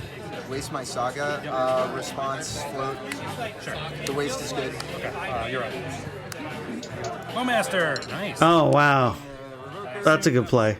Get back our Lotus. then it's back to you. So I guess what the correct thing to do is waste, go to second main, then play Revoker. Really interesting spot. Gets out of that the situation. It's like maybe I should have sequenced that the other way. Clearly wasn't. Sure. It's okay. Magic's a lot easier game when you're watching it than when you're playing it. All right, Leah deploys a wasteland. Decides to wait for a juicier target. That looks like a Trinisphere, but we're going to. Getting Black Lotus. Waste Underground Sea. If you have another Bowmaster. I have another Oh my Bowmaster. god! Oh my goodness! Wow. Oh my god. Brutal. Second Bowmaster, huh? Okay. We why didn't we play around it the first? Like we learned from the first time. Why don't we play around it the second time? We just discussed this. Four. Come on, Ben. At 14. How many cards do you have? 3. 3 cards. So what's here? All right, so this Lotus has just served as bait. I'm gonna probe you for 2 life. All right, Trinisphere, Golos, Agreed. Wasteland. Draw. Oh my god, man! If we could just like been able to play around these Bowmasters and just wasted sequence differently, could have been very different right now. All right, looks like Lee has a Force of Will, Lauren revealed. Strip Mine. Wow. He may turn into on the Mana Denial plan here momentarily. Trinisphere turning out to be kind of a liability here, but we're gonna cash in this Lotus, play a Force pitch Pierce. Golos, and then we're gonna force pitch the Spell Pierce here. All right, leaving Lauren revealed still in Lee's hand. God, those Bowmasters, man. I did it again too. I was like, he probably doesn't have a second Bowmaster, so I wanna have the Lotus off before I waste, just so you don't mess with me. Right. Yeah. Okay. Grab a seed. Yeah, that's pretty good. Are you out of cards now? I'm out of cards. Okay. That's good at least. Go to my Out of cards. Nah, did you see that Loris on the side of the table? There's a Loris over there. We have a Lotus.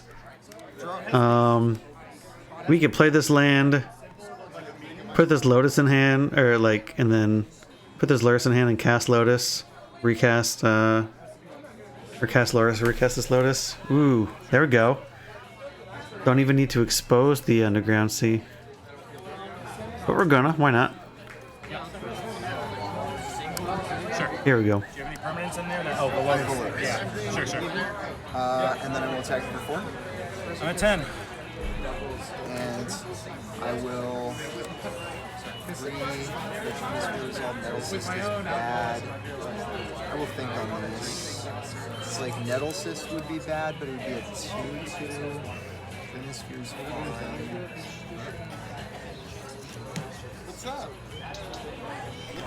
Trinisphere is bad for Ben. Lee's got these two, strip and waste, so You got it. yeah, that's Bowmasters were dirty. I thought it felt really good when I revokered the Lotus and had the waste. I was like, okay, this is really good shape right now for me. And then you did it to me again. There you go, man. Good luck to you too. Game 3. Game 3 of the quarterfinals, everybody. If you're just tuning in with us or stopping by, these are the quarterfinals of our Romancing the Stones 32, the 32nd vintage event we've held. We had 32 players for said event, so we had 5 rounds previous to this one before cutting to top 8. So we've got this one more game to conclude our quarterfinals, and we've got 2 more games, 2 more matches to bring you before we crown a champion. Now, if you're unfamiliar with Romancing the Stones, we do have a number of events throughout the year. We have some vintage events here in Austin, Texas. They're all proxy friendly, so if you want to show up and play, all you have to do is do so. You can see Ben's paper cutout deck there. Perfect. We also hold some middle school Magic webcam leagues If you like pre-modern or know about pre-modern, middle school is a sister format to that. Very similar, slightly different rules and card legalities, but all in all, great format. Winners of those events, of our vintage events and our middle school leagues, do get to be invited back to our end-of-year invitational, a 6-round event, 3 rounds of middle school, 3 rounds of vintage with a cut to top 4, where they battle it out in vintage to crown a champion. Usually we have about in between 10 and 12 players for those, just varies depending on the year, the number of events we get to hold. All in all, great times. We have streamed our previous invitationals, some of them, so you can find some of those on our YouTube channel, see what that's about, but tons of fun. Also, the winner of our vintage events do walk away with a special prize card, so check that out. It'll be coming on the finals to see that. This event is a Mox Jet, so... Players here have a pretty explosive start here. We have an Ancestral hand from Lee and a Lotus hand from Ben. Resolving a Nettlesis is big game. These things can get kind of big really fast. So it's already now a 3-3. We're going to revoke. Only Black Lotus. Black Lotus. Sure. Back 2.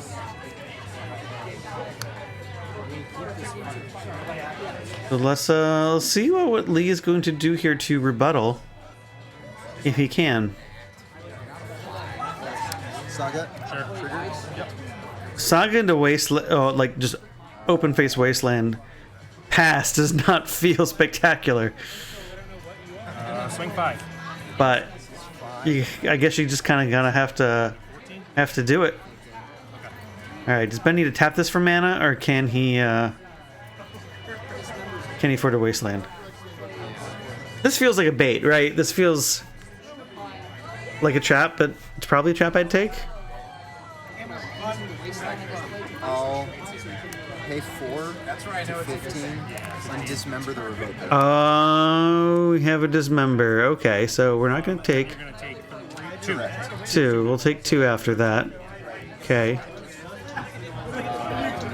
I'll play Ghost Quarter and I'll waste your Saga. Okay, perfect. Yeah. Ghost Quarter into that. That seems great.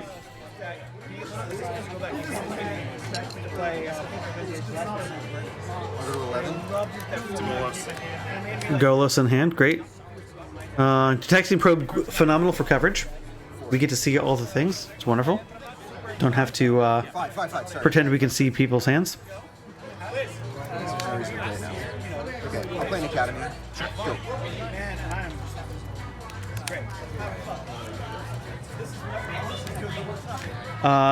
Blank Academy. That does not feel good either. So, starting off with the Ancestral into what feels to be kind of a anemic hand from Lee.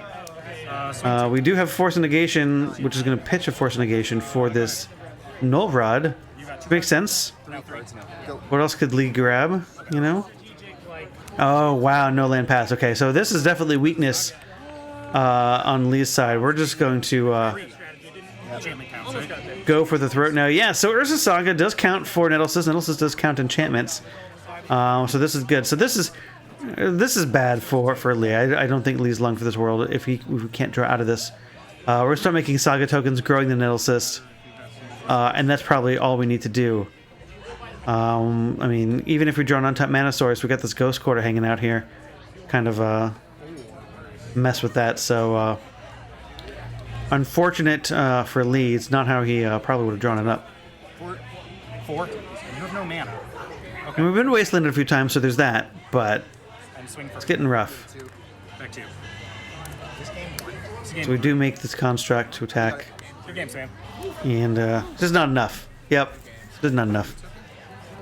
Ben's gonna go ahead and break seed here and take out the top seed of Lee. Advance to the quarterfinals, or sorry, semifinals here, which is great.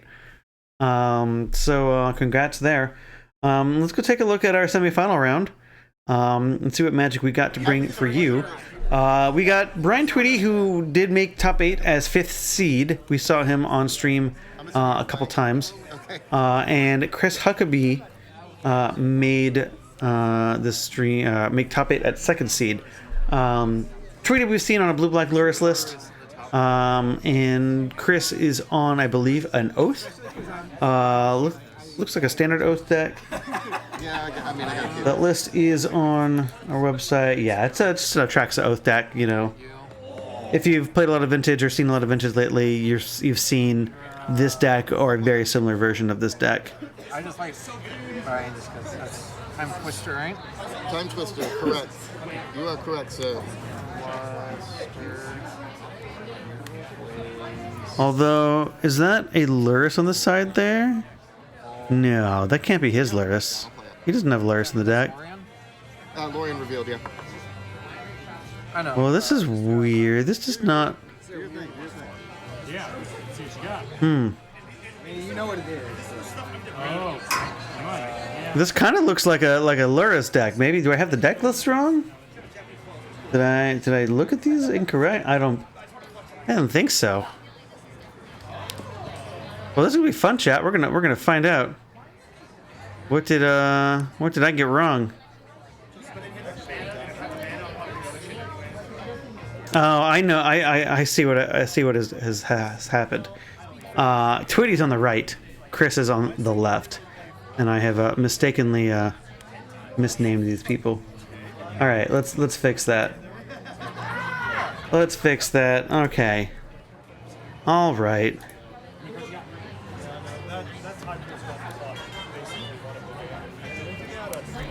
Okay, so Brian's here and he's 5th seed. You're in 7th. Go down to 7th. There we go. Okay. Let's get Brian here, or Chris. Chris fixed.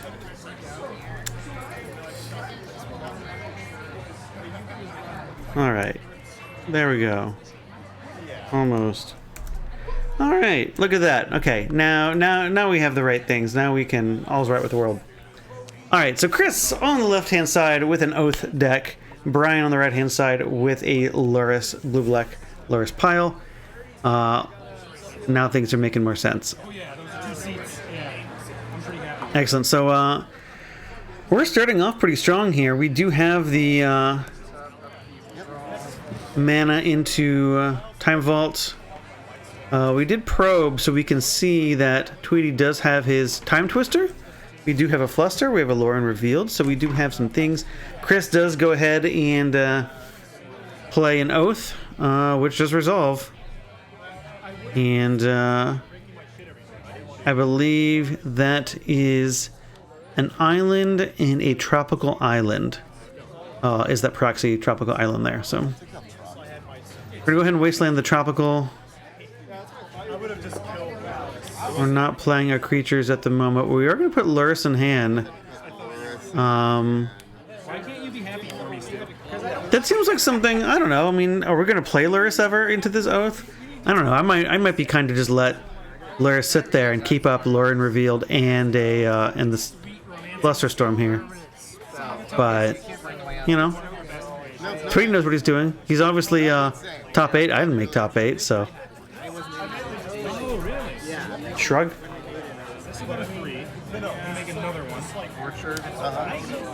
Okay, Forbidden Orchard. All right, so the clock is on for Tweety here. We need to find a way to either answer this Oath or find a way to stop these tokens from mattering. I had a weird pile.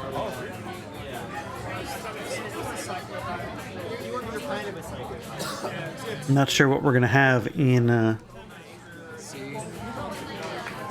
Tweety's deck.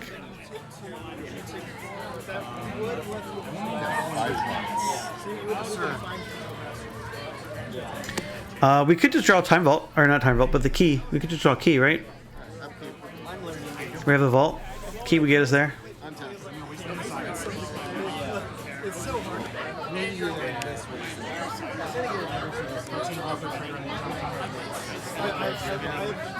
Sorry, 5 cards. Oh, it should be Needled Saga.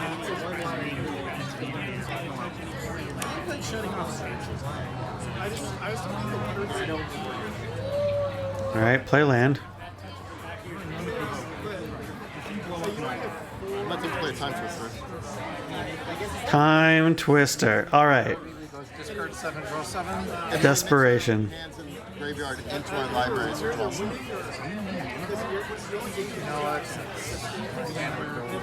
Chris says, no. How about, what if we don't? Jing and Atraxa. All right. I'll put all 3 copies on. Okay, so we'll fluster. Fluster is good. With Time Twister still on the stack. Yep. Like that vote for you? Time Twister still on the stack. You get a spirit. Let's go ahead and Presage your Time Vault. We're gonna Presage you the Time Vault. Ooh, okay. So opponent doing the right thing and saying, hey, look, this is my card, my trigger. You get to get a land with a basic land, a card with a basic land type. So doing his due diligence there to inform his opponent, which is the correct thing to do. It is something that you are supposed to do if your opponent makes no notion otherwise. Brian gonna go ahead and get a land here, and then we're gonna resolve Time Twister. We're gonna respond? We just picked up our deck and shuffled. What are we doing? Plow the Spirit. Okay.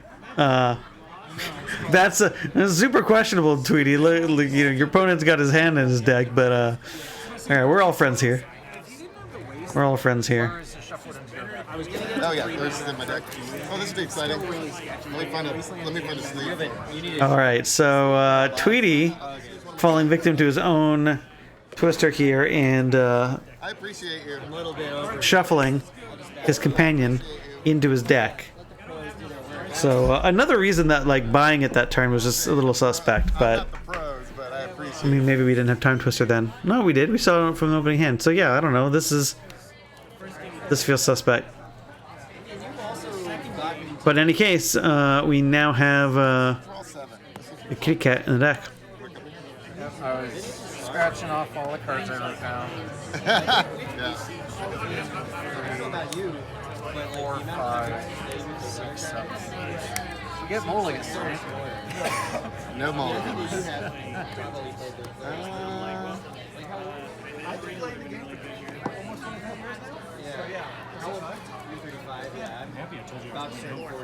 All right. Time Twister resolved. Our Oath player has a hand. We have a hand. Did we draw into Fast Mana Vault Key? That's, I think, our only real option here. I think we're done. Oh no.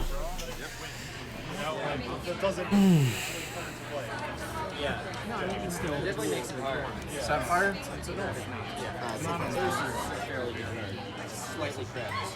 Black Lotus? I can still root for the person. Brainstorm? I might have a response to that. Might have response to that.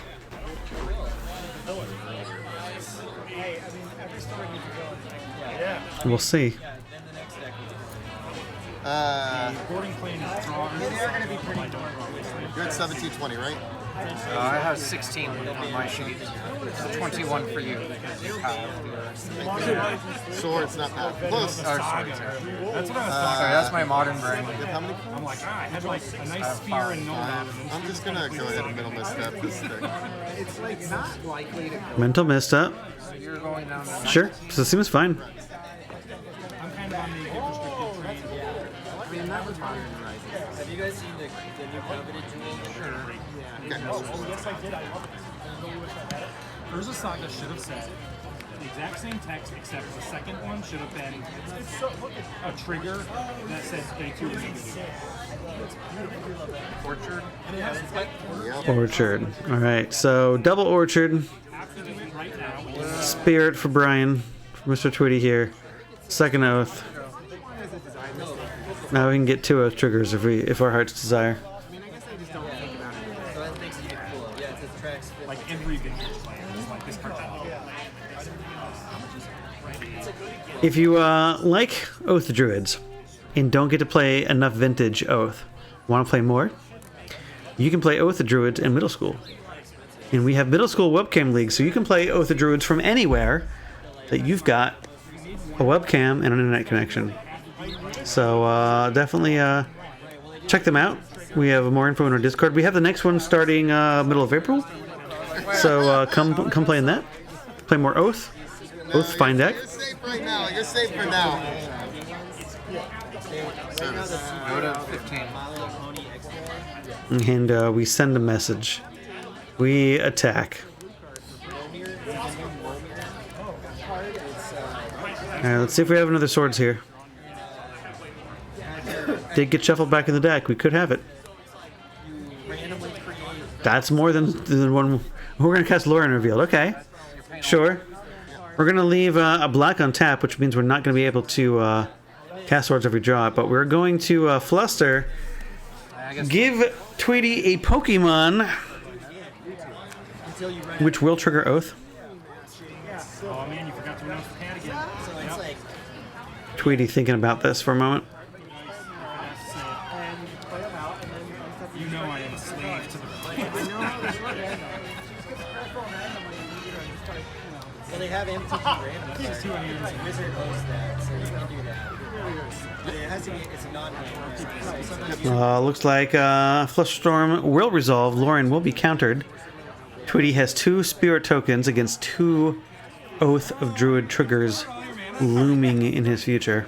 Yeah, then you're kind of just like, you counter one thing and Go ahead and play Mystery Rainforest, sure.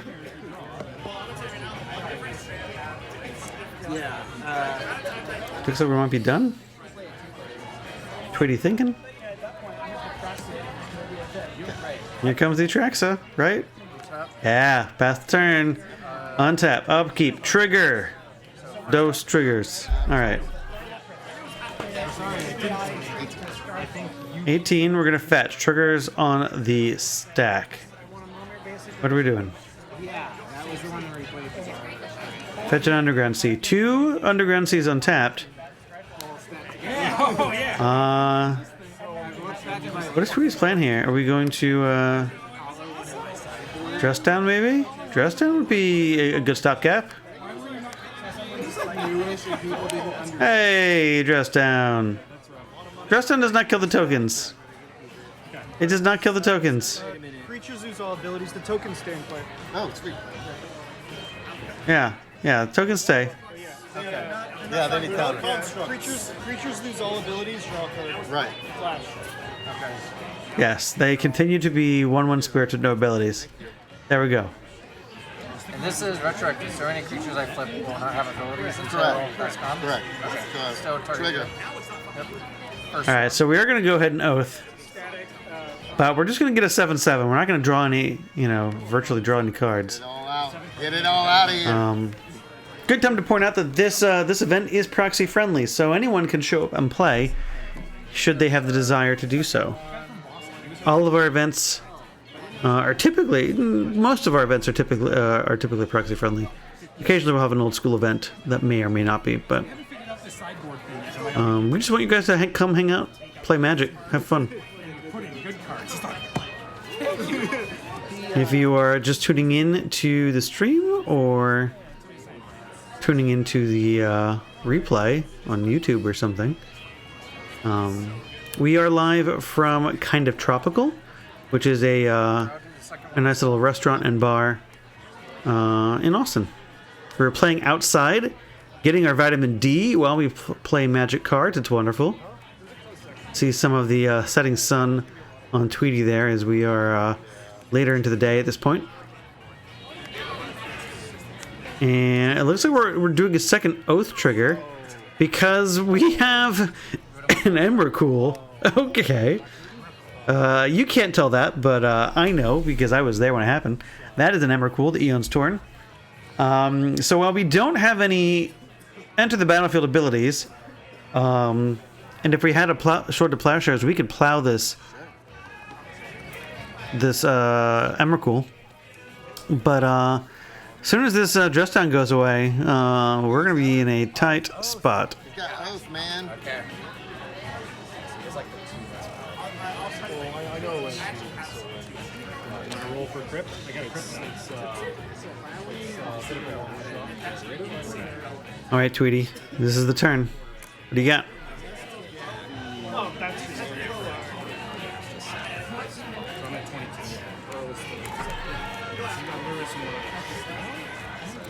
It's like your Crypt, Pearl is shut off. Crypt is not.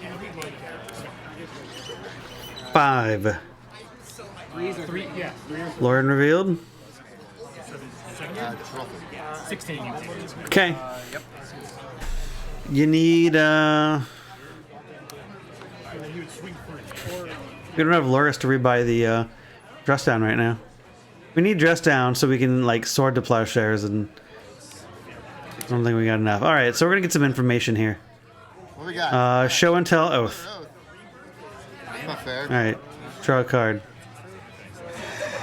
Is that it? That was a weird time Do we have more things to do? Doesn't look good. I'd love to be surprised though. Come on. I drew 2 oaths off that time twister. I was hoping to brainstorm on the way.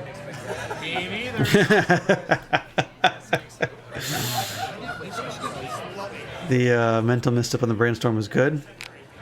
Brainstorming 2 oaths away. Sounds good. There's still a chance. Still a chance, Tweety says. Okay. Oh, Lord have mercy. Oh, nice. That's victory. Yep. Ooh.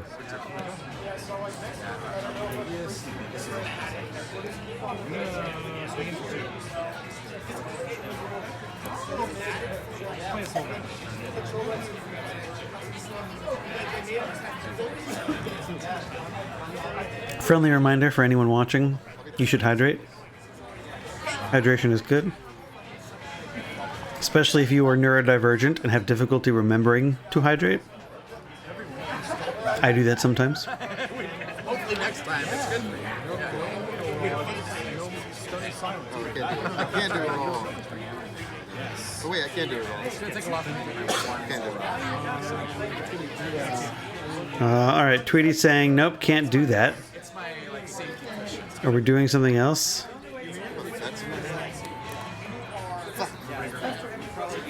Oh, we have to shuffle the library. That's right. Shuffle the library. Let's resolve this right. It's the best of 3. But Tom made this a little weird where, like, whoever's favored gets, like, I got brainstorm. Recast brainstorm. Okay, so we're gonna draw the card. Okay, there's the brainstorm. We gotta reveal the brainstorm first. 1, 2, 3. What did we tutor? What did we get? What do we have? God damn, I'm so fucking close. Okay. Yeah, I guess you could get Vault Key. Vault Key will get you out of this. Infinite turns, get you to Luris, get you to recast, dress down. You can sword the dudes, and go for the win. I want to know what's in your hand, Tweety. Show us. It's game 1, but you're in top 8. You're not going to show us, but I want to see. It's I call it rock, paper, scissors.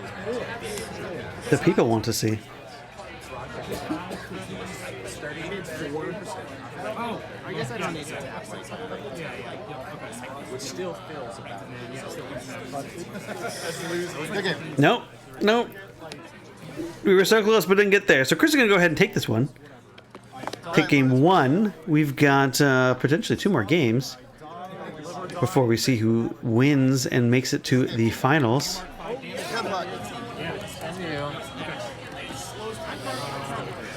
Due to the magic of post-production editing, we skip the sideboarding and go straight to game 2 for your viewing pleasure. Yeah. I gotta do that.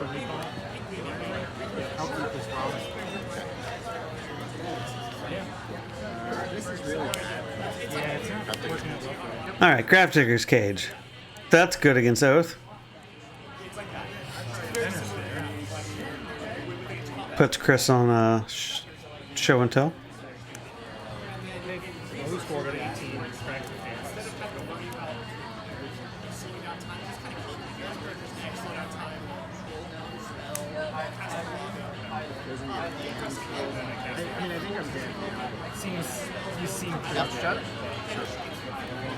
Looks like a Mox Jet. Lotus.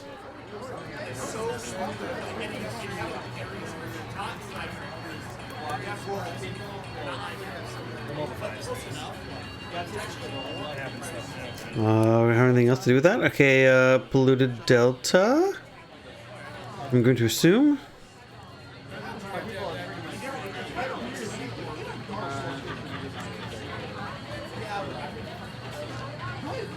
What are we tanking on? Looks like we also have a Forbidden Orchard potentially in the deck. In the hand, we have a looks like a Time Walk in hand as well. We're gonna make blue to cast the Time Walk. Okay, sure. Time Walk happens. Fetch. So I have a blue floating. Because you got 1 mana and a top deck, and you have a mana crypt that could kill you. So if we have blue floating land here, get a tropical island. What is it? You cast this? Time Walk. You cast Time Walk. Yeah. With triple. Yeah. Triple You're blue. good. You're excellent. You're excellent. All right, 3 mana. Oko. Okay. So we're gonna Oko with a Time Walk turn. This cage is not looking all that spectacular. I'm going to plus 2 him. Sure. You're gonna lose 1, right? So what if I go like this? Those two. Game 2, the same. I do this. And go to my end step. I go to Tap. Draw. Do this, you go to 2, and then back to 4. Plus 7. Help. Sure. Make our food. Combat. Yep. 6. Battle for 3. Alrighty. I have you at 17. 17. Guess what? Pretty needs a pithing needle now? 9. Ah, brutal. Brutal strip mine. Yeah, it's not good under no. Alright, we're getting vintaged. Time Walk Lotus turn. Let's see here. Holy moly. Into Really the greatest Oko. position to be in right now. The old Black Lotus Time Walk draw. Strip mine draw. Tweety well aware of his position. His predicament. I was thinking about it. I was 3. like the way that I win. I think most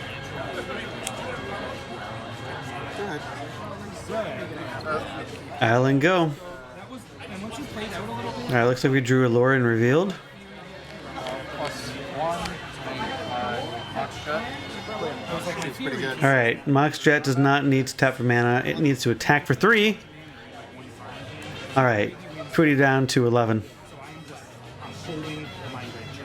Underground sea. Underground Sea. yeah, because the fun thing about mine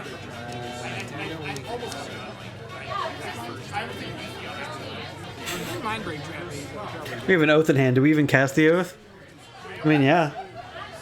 Alright. Give Tweety some oath triggers. No, we can't. We have this cage in play. We cannot oath. Yeah, he didn't even have to cast You passed the test, Tweety. You passed. A little late there, deck. Little late. Alright, what was it? Yeah, I think so too. Eventually the money pile. Alright. So we gotta be a really good brainstorm here. Nope. No, that's it. Oh man. Chris gonna take this 2 games to 0. It's okay. Time Walk. Yeah, turn 1 Lotus, Oko, Time Walk, Strip Mine. Can use the oath to find a creature at that point. Yeah. I I guess you reveal cards and then it just stays on the top of your deck. So you could just go get a creature if you wanted. But I don't think feel really good about this. I don't think there's any creatures that really does it for Tweety You being on the play was pretty clear. at that point. And maybe we can see kind of how they sideboarded here. Looks like Tweety had some containment priests, some extra swords, force negations help. Yeah, sure. Yeah, I mean, what he's a Lurrus deck, so like the best thing he has like might be Bowmaster, 1, 2. or these containment priests. So nothing that tangos with a 3/3 very well. Lavinia's. You guys done? Yeah, we're done. So, I guess Twitty's not on like blue-black. He's kind of on a blue-black-white and like an Esper Lurrus. That makes sense. So there's the Mox Jet that we've alluded to. That is what the winners are going to be playing for. So Chris is going to make the top 8 here and stay seated there, I believe, and he's going to get to battle for this Mox Jet here momentarily. You have the card you took out of the sleeve? Oh, yeah, I got it. I already accounted for that already. Okay. We are... Oh, I know what it is. It's a Lavinia. You're on the play. Okay. Huh. Man, my sideboard was so good all day. All right, well, Chris is going to go ahead and win that game, make the finals. Now we're going to go ahead and get to our finals match, last match of the event. It's been kind of fun. What do you guys think? You guys having fun? Tuning in, dropping out? Let's go ahead and bring our finals in. Let's go see what we got. Let's wrap this up. So there's our Mox Jet, right? The winner of this event gets that Proxy Mox Jet, along with an invite to our invitational. So we do see Ben did manage to win his semi-final round and advance to the finals here. So we have Chris on Oath, second seed here. And then we have Ben on 8th seed here playing a Shops deck. More traditional Golo Shops. It'll be a good match. You know, two non-Lurrusy decks, non-Ponder decks. So we've seen, you know, Ponder was unrestricted, so you could play 4. We did see a Doomsday deck playing all 4 copies. They played all 4 copies in one game. Did not win the match. Or that game, even. And we have... I think we had 1 copy of Ponder in the top 8. You can go to Stone's Vintage, right? Let's see. StonesMTG.com. What am I? StonesMTG.com for all your middle school and vintage needs. No. The event, the top 8 deck lists are there, along with the current, standings of the 32 players. But you can see in the top 8 there are only 1 copy of Ponder, so probably safe to unrestrict. Have we seen enough decks playing it? I don't know. So Chris being second seed does get to be on the play here. I didn't think about it. Ben saying, "Hey, this hand was bad. Let's mulligan this one." Chris saying, "Yeah, and my hand was bad too." I'm like, We're gonna take some mulligans. It's fine. that was one of the ones, like, if I was on the play, I would have, like, fanned out the 7 and just gone. There's no redeeming qualities to that. There's no Bazaar in this hand. Yeah, exactly.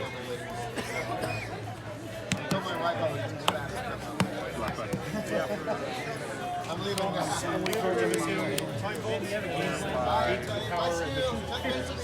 Well, yeah. This is how it is. I have to like Sure. I sold a lot of, swords. One of the pros I sold them. Players looking at their these mulligan hands. Looks like Chris may be ready to keep this. Go down to 6. Adam is 1 card. Ben snap mulliganing there. Okay. That's too much. I've mulled like once all day.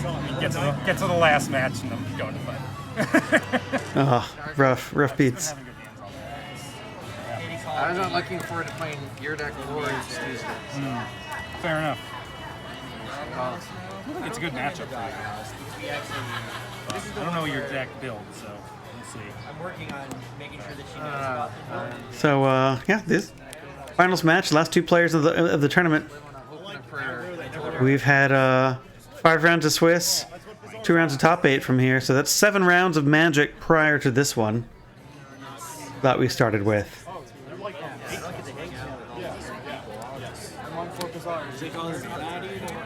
we'll be Second hand was all mana. wrapping this one up shortly. First hand had no mana. My second hand was literally, it was 6 lands and a mox. And then that hand had no mana again. We need the arena. 6 lands and a mox. Ouch. Well, it's not feeling good for game 1. I think what now we're going into 4 cards. Ben, not how you want to start off your top 8. All right. Chat, have you ever mulliganed to 4 below and emerged victorious At least we get to look at some of them. in that game? There. Okay, so heat. But I think it might sack as resignation. I've done a few times, but it's through shenanigans like Echo of Eons and LED to undo my mulligan. The most annoying So I don't know if that counts. I hate it so much. Bulls to Citadel. Sorry. I wasn't jamming. It's possible though. I've heard the stories. It is possible. There's a dream, especially with the Okay, let's do it. without the old traditional mulligan rule where you just like drew 4 cards and that was that.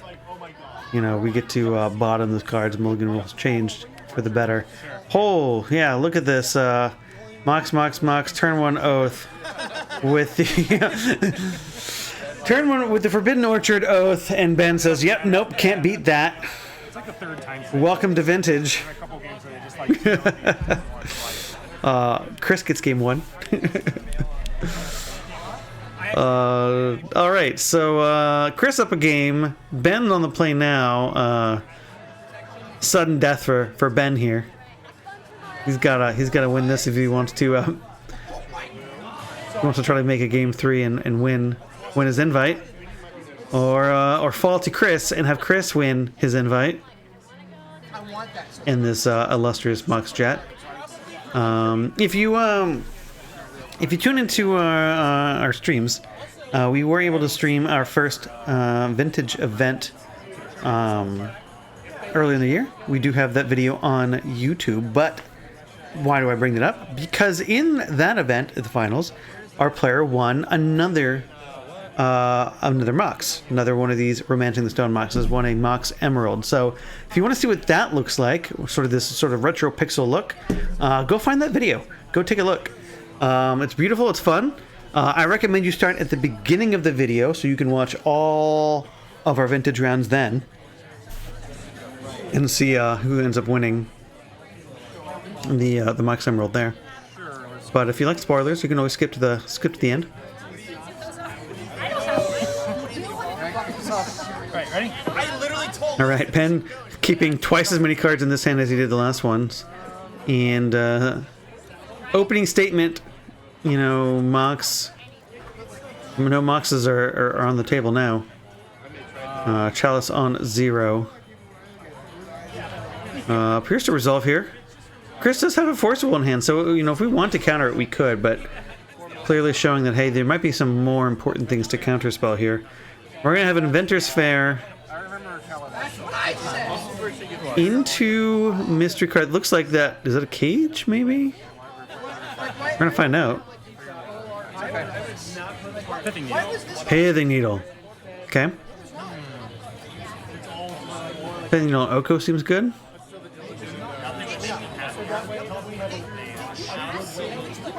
Does this resolve? Ooh, no. We're going to negate it. That's fine. Back to you. And we'll pass from there. So that tells me we might have an Oko hand that Chris wants to protect here. Alright, land go. Don't get to play any fast mana here. With Bazaar, we've won on a multiple. Okay, this is true. In Vintage, is that really even mulling to 4? Does that even count? Back to you. I'm not sure that counts. I mean, technically, it is correct. But, no, it's true. I mean, it certainly counts as much as anything that I've done, right? With Echo of Eons and LED to redo the mulligan. It's a good, there's a saga head to play around Archon. Sure. Absolutely. Maybe there's some, fast. So it looks like we're fetching Underground sea, or is it tropical island? It's a nice proxy either way. Sort of a what the expedition frame? I think that's what that is. Ooh, chalice check. Chalice check has been checked. I'm glad he said Sapphire. If he just played it, I would have thought it was an island. So that is one thing with your proxies. You know, we do like, you know, all the beautiful custom art things that we see. But hey, you know, if you're going to play proxy, just, you know, make sure it's clear what the card might be. You never want to present in a situation where your opponent isn't easy for them to understand the game state. That's not why we came to play. Ben saying, hey, I would like to strip you off of 2 land. We're going to see if Chris has any effects. We do have the Boseiju in hand, which looks like we didn't even want to deploy against this Saga. That's probably fine. I don't know if Ben has any basic land types to search up with the Boseiju, but it looks like we rather have the Boseiju as a land. No Oath here is kind of big. This feels like this could grab a cage. Yeah. Yeah, really start closing the door. Now all we need to do is cast some artifacts, pump up this automaton, and, you know, present the pressure.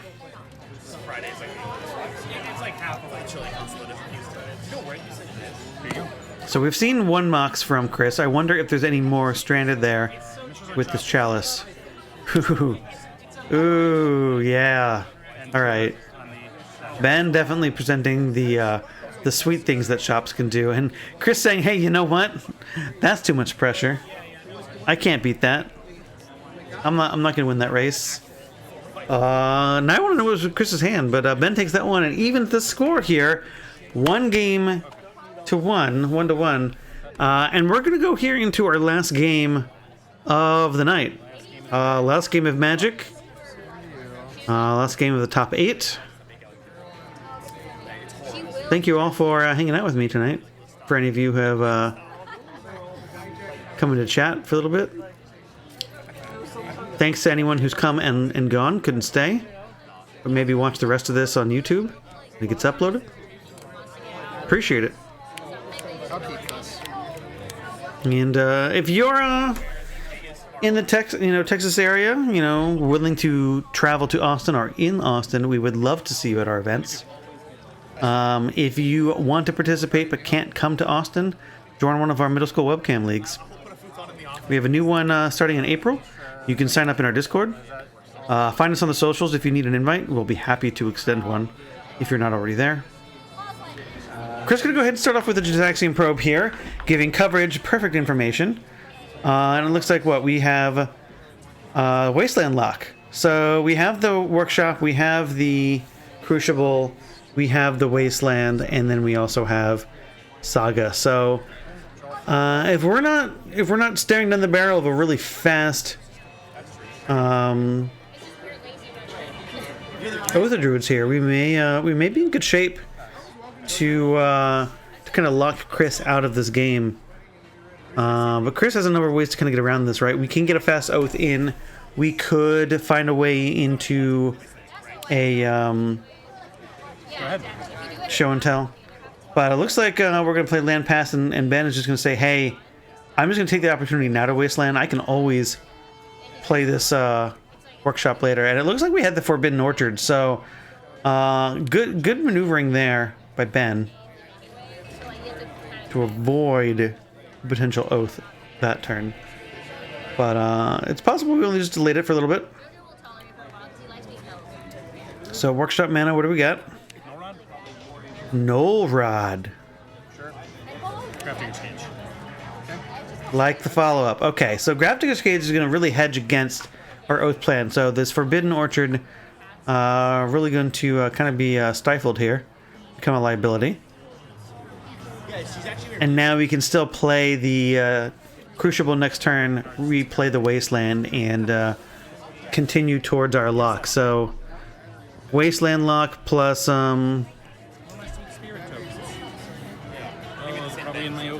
plus the Null Rod here. Good spot for Ben. Tough spot for Chris. Looks like we have a Boseiju. So if we can find another mana source, we can get ourselves out from underneath this. But it looks like we don't have it, and we need to play it. And that's just going to stem some of the bleeding. I think we missing the land drop there was really bad, because now we're going to be under the Wasteland lock, and I don't think we're ever going to get another opportunity to come back from here. I'll waste your Forbidden Orchard. Sorry. Waste the Forbidden Orchard. I like that. Get rid of the Rainbow Lamb. Feels like a good spot for Ben here. Very difficult for Chris to kind of steal it. Now we draw the Oath. Doesn't really help us here. So that's the problem. You can't switch her insurance to you, and she has a pre-existing condition. They're not going to accept her on your insurance. So we clearly have to just give you. Chris in the tank. How do I get out of here? I mean, he's got time. Well, he doesn't have time. He's under this Wasteland pressure. We don't have any artifact mana to get us out of here. And all we can do is pass the turn, and now we have no permanents in play. And no way to play new permanents as Sphere of Resistance hits the board, and that's lights out. Okay, we're gonna respond to this. Force of Vigor. Okay, so here's a path out of this. We can Null Rod and Crucible. Okay, we know that there's a backup Crucible, but it's gonna take another turn to get there. But the Sphere hitting the field is going to... oh, that force is a little too late. Yeah, okay, so here comes Crucible again, and we're right back where we were. Sorry, we can't play Crucible because of the Sphere, so we gotta wait. Don't have to wait anymore. Drew the land. Alright, so Chris, you need to draw your own Mox, or like Mishra's Factory. That you need like Lotus Field in play. Okay. Definitely flexing the ability to really add the prison elements in a format like Vintage here.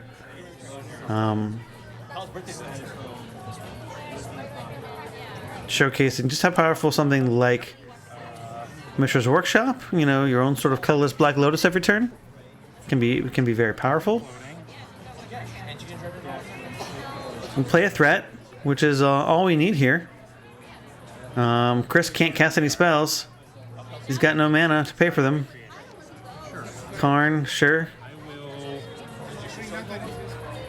wish down to 3 and okay, I'm just gonna scoot. Okay. Oh, right. Chris has seen enough. And that's gonna do it here. So Ben, in probably the most vintagey match we've had all day. Strangely enough, we get turned 1 by Oath and Willing Knight of 4, and then we immediately sort of lock our opponent out in game 2, and then kind of do the same thing again in game 3 to have compared to some of the other matches, it's kind of a short match. But showcasing that's sometimes what Vintage does. That is what Shops is here to do. It came here, did its thing. Congratulations to Ben for winning not just the Mox Jet, but a spot in our Invitational. So we're looking forward to see you there at the end of the year. It'll be nice to have you. But that was great. Thanks to everyone who's hung out. Whether you came in and out or stayed for the whole time, or however long you could. We appreciate you a lot for stopping by. But that's going to kind of do it for this. Again, this was a rebroadcast of our vintage event that we held about 2 weekends ago. If you want to see these things, let us know. We will make more effort to record them. This was kind of a test, see what we could do with the minimal setup there. I think it worked well. If you want to see more, if you want to see our vintage events streamed live, let us know. If there's a strong desire, we might make the effort to make that happen rather than rebroadcast after the fact. But it's been wonderful. Thanks you guys for stopping by, and that's gonna do it. Take it easy.